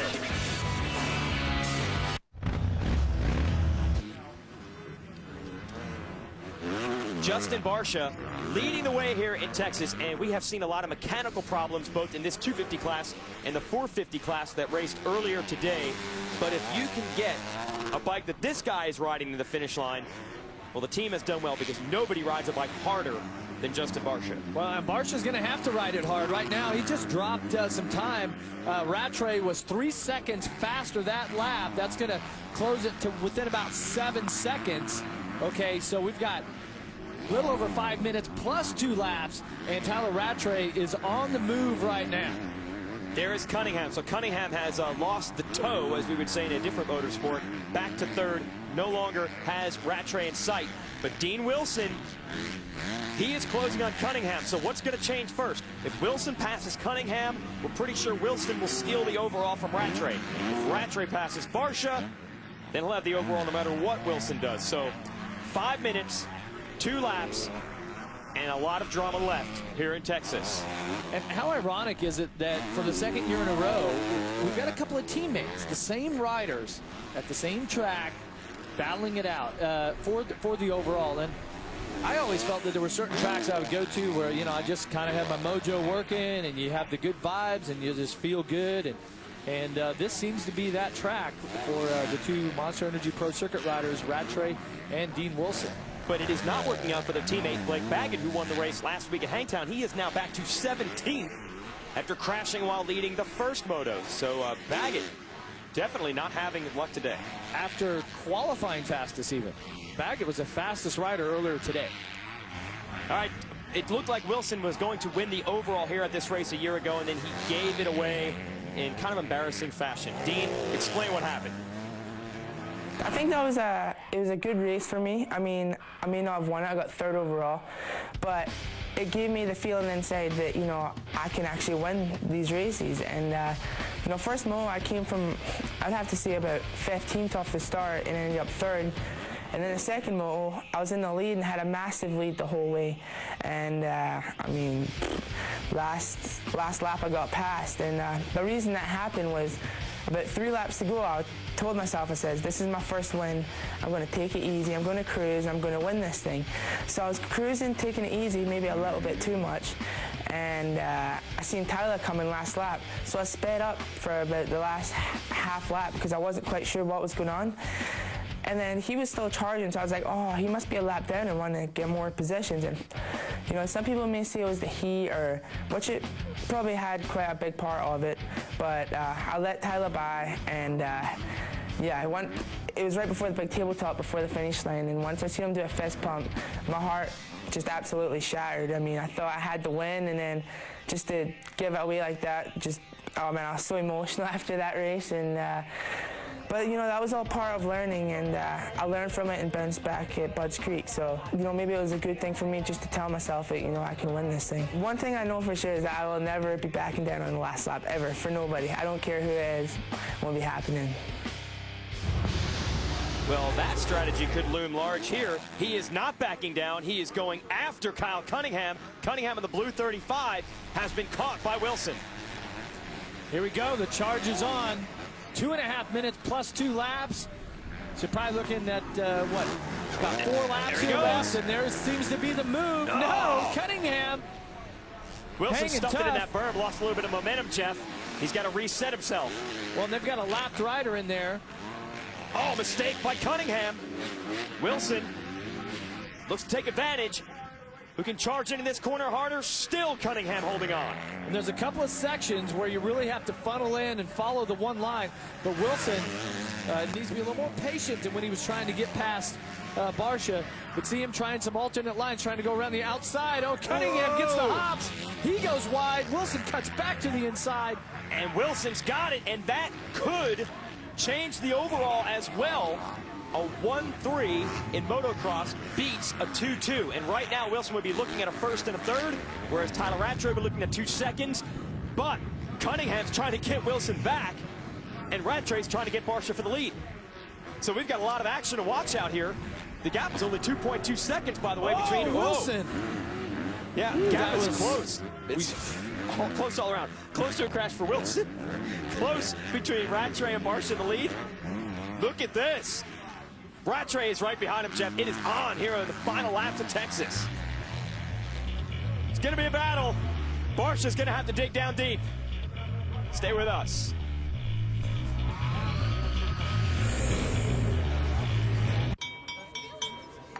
Battle is on for the moto win, and it will affect the overall for the day as well. Tyler Rattray in second, going after Justin Barcia. Rattray's come from a long way back to make this pass, and he's got the spot. And one of the strong men of this sport is proving why he has that reputation. Late in the race, it's hot, it's rough. Tyler Rattray just does not get tired. He is so strong here, and as the moto's gone on, I've really paid attention to his technique, and what he's done is he's been on the pegs, and he's stood up in all the places that he needs to around those sweepers. He's been able to really keep his momentum and his flow going, and so late here in the moto, late in the day, which is sure to be one of the toughest races of the year, the South African, Tyler Rattray, just coming alive. Right now turning a 2:15. I'm sorry, a 2:12 to Barcia's 2:15. So Dean Wilson had just taken third away from Kyle Cunningham. Temporarily, that would have put Wilson in position to win the overall. Now that Rattray has got around Barcia, he will now win the overall. 47 points on the day to Wilson's 45. Unbelievable drama late. And on this track, but for the guys to be charging this hard late in the moto, that's impressive. Yeah, now they just lapped Jason Anderson. He is running 18th. It's one of the rookies this year who really has not lived up to a lot of the expectations he had so far out of the amateur ranks. But again, he's a rookie. Got a long career ahead of him. Meanwhile, this guy has put a lot of races, a lot of years in the books already. A champion in Europe a couple of years ago. It's the 3rd season now in the U.S. He's got this game figured out. Well, and before the season started, I mean, I know one of my thoughts is that it's kind of time for Rattray to make it happen. I mean, this is he's been here for a while. He's been expected to win. Great ride here today. Great ride by Brock Tickle, fighting back from some mechanical troubles in Moto 1. He has gotten by the 19 of Eli Tomac for 5th. Aaron, what have you got on Eli Tomac? Well, guys, it's almost like deja vu with Blake Baggett of what happened last year in Eli Tomac. When Eli came out, he won his very first moto, and then when he came here to Wortham, he ended up getting heat exhaustion. Well, we're seeing the exact same thing from Blake Baggett. He came out swinging, won that first moto last weekend, won the overall, but he's sitting on the sidelines watching this all go down right now. Wow, so Baggett, who came in here as the series points leader after winning that race last week, is going to lose a ton of points in the championship. Brock Tickle is going to have to come from behind in the series after not finishing the first moto today. As for Tomac, I was alluding to this earlier. Looks like a much more conservative effort from him. Came out of the block so strong in 2010, 2011. He's riding good, but not spectacularly. Well, it seems like he came in here with a game plan, and like I mentioned earlier, about getting into the red zone and bonking, as they say. Yep. He's done a fine job here, and this is you know, such a long series. There's 24 main events essentially, with 2 motos and a 12 race championship. I think they've done you know, a pretty good job to be conservative and get through this race and build for the future, right? Yeah, well, you see Baggett already has failed to finish a moto, or that's about to happen when this one is over. So we go back to Martin Davalos, who is 7th. He is behind that battle. Yeah, Baggett's already not finished a moto. Tickle's already not finished a moto. So just getting those 4th and 5ths early in the year could loom large. Remember, last year's champion of this class, Trey Canard, started the year well off the podium and then put in a strong run through the second half of the year to win this title. Davalos, veteran of this class out of Ecuador, with a pretty good run today in the top 10. Behind him is Cole Seeley, Austin Howell in the top 10, 9th, Lance Vincent in 10th. But here is your leader, Tyler Rattray. Could run 60-minute motos for this guy. Hey, he's used to it being Africa hot. Yeah. Okay, that's how he put it to us earlier, and I'm like, is that hotter than here? He says, Fro, it's Africa. What does that mean? You know, he says, come down there if you want to feel some real heat. So obviously, just a nice, cool afternoon here for Tyler Rattray, who can certainly handle the heat, and it looks like he's on his way to handling the competition, taking advantage of a couple of mistakes by his teammates and putting in a strong ride, and it could mean the overall victory here today. Yeah, and I'm not sure if any of these riders know the math themselves. That's a lot to figure out while you're riding for Rattray and Wilson, Barsha, Baggett, and the rest, and all these contenders are all mixed up in these motos. Yeah, like you mentioned, our calculator overheated here because of the 450 moto earlier today here on speed, and just, boy, this has been a tough day all around, even inside the television booth. Well, tough on the equipment, but on us, again, it's 65 degrees, and we're loving it. Just like Aaron Bates, I mean, having a great time out there.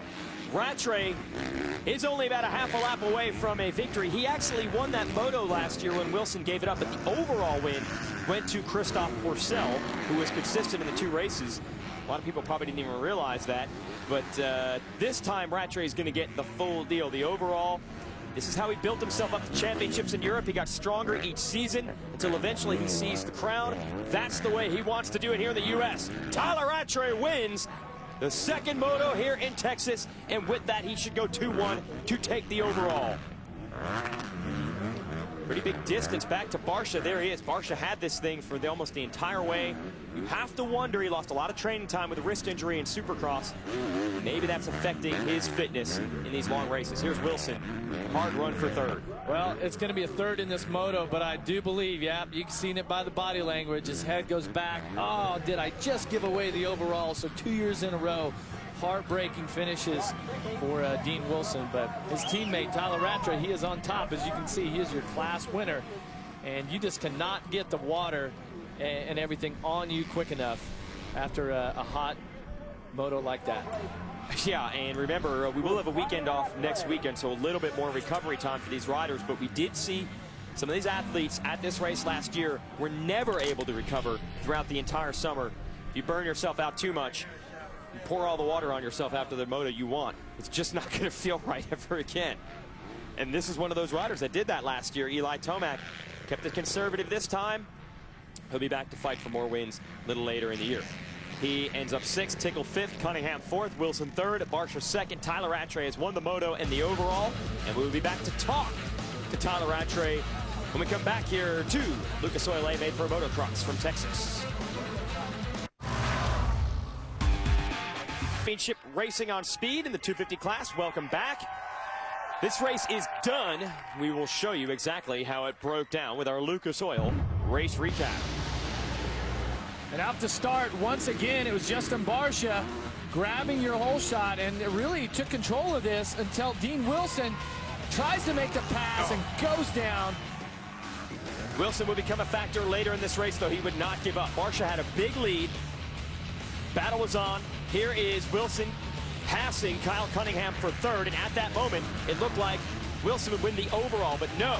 Tyler Rattray, with 2 laps to go, catches and passes Barsha. He will win the 2nd moto, and that's enough to win the overall. Tyler Rattray getting the job done late in Texas. Here are your top 10 results from this moto. Rattray, Barsha, Wilson. Good ride for Cunningham. He was in contention to win this race overall. What are you looking at here, Jeff? Martin Davilo, Yeah. Seeley, Howell, and Lance Vincent. First ride on the Geico Honda inside the top 10. Pretty strong rides for that group also. Let's send it down to Aaron with your winner. Tyler Rattray celebrates his 3rd overall win of your career in motocross. Tyler, coming in today, you had mentioned how rough and tough it was going to be and the heat was going to be like Africa. You expected to be on top of this box today, is that safe to say? Oh yeah, definitely. It's I feel my program's working at the moment, you know, and not just how it didn't work last year, but I feel like I've fine-tuned it now, and man, it's awesome to come away with the win. I came from far back and didn't want to get over my head, you know. I knew it was going to be a long moto, and managed to pass Barsha and then put down two sprint laps and managed to get a lead. So it was awesome. Just want to thank all the guys from Monster Pro Kawasaki, Brayton Limited, Vans, Wortham, Traxxas, the Asterix crew. They do an amazing job. Just everyone, my mechanic Wayne, my mother, and my lovely wife and baby. Congratulations on a job well done today.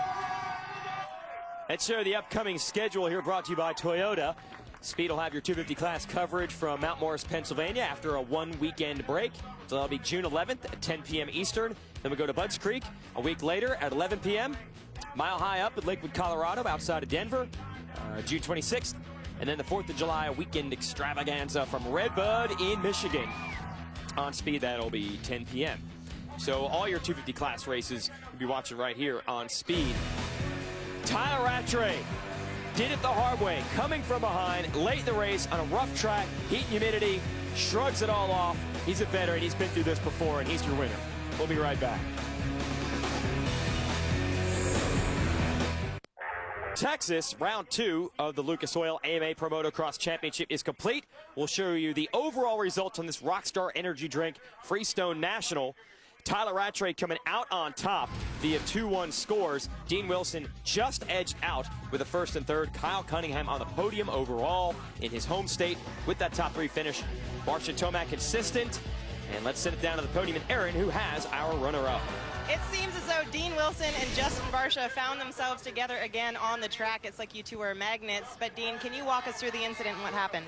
Yeah, what happened, you know, I felt really good. I thought this was going to be a 1-1 today, and you know, I had a good line over the wall, and, you know, I was just too impatient. That was just my problem. You know, I just wasn't patient enough. I feel like I would have got by him, you know, at a certain time, you know, but just tried too hard, I guess. And, you know, I came on the inside. My front wheel landed in a hole, and then once it landed in a hole, I just sprung into him, and, you know, that was that. And I was on the ground, and I felt really delirious when I got up, but, you know, I just couldn't do it with it. Monster Pro Kawasaki, Tuyo Vescandido, Thor, my mechanic Paul, the Astros crew, they do such a great job. They pick us up when we're down. Big shout out to them and everybody else. Thank you. Take a look at point standings here in this series. It's all sorts of mixed up, especially with Blake Baggett not scoring many today where he won the race last week. So it might be a championship battle between Rattray and Wilson. Let's go back down to the podium with Aaron. Kyle Cunningham making his way up to the podium. Kyle, you're looking a little bit delirious. How are you feeling at the moment? I'm not feeling so good, but we survived today, and I dug deep and showed I had a lot of heart. So, you know, I'm pumped on the 3rd, and really a step in the right direction, and I got to give it up to the DNA Shred Stake Star Racing Yamaha. Scott, Dunlop, Infab, FMF, Enzo, Craig working with me this week did a great job, and Cosworth, if it wasn't for those guys, I wouldn't be up here. Go get yourself rested. You've got a weekend off for your group, and what a performance by Justin Barsha today as well. A little misfortune for you.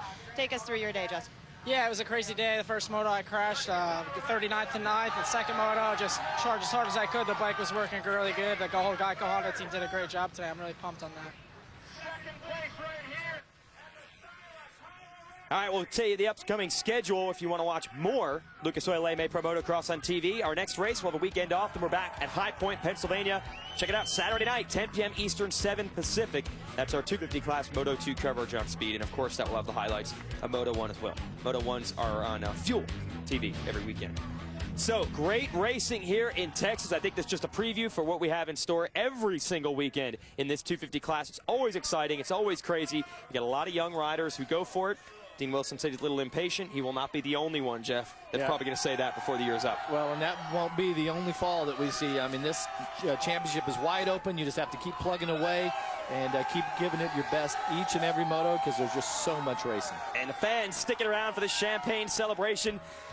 congratulations really to anyone who just survived the heat and the rough conditions here today, no matter how young or old they are. For Aaron Bates and Jeff Emig, I'm Jason Wygant. Thanks for joining us for the Rockstar Energy Drink Freestone National. And big congratulations out to our moto winners, Dean Wilson and Tyler Rattray. Rattray edging out Wilson for the overall. We could be set up for a championship battle between those two. Thanks for watching. The following is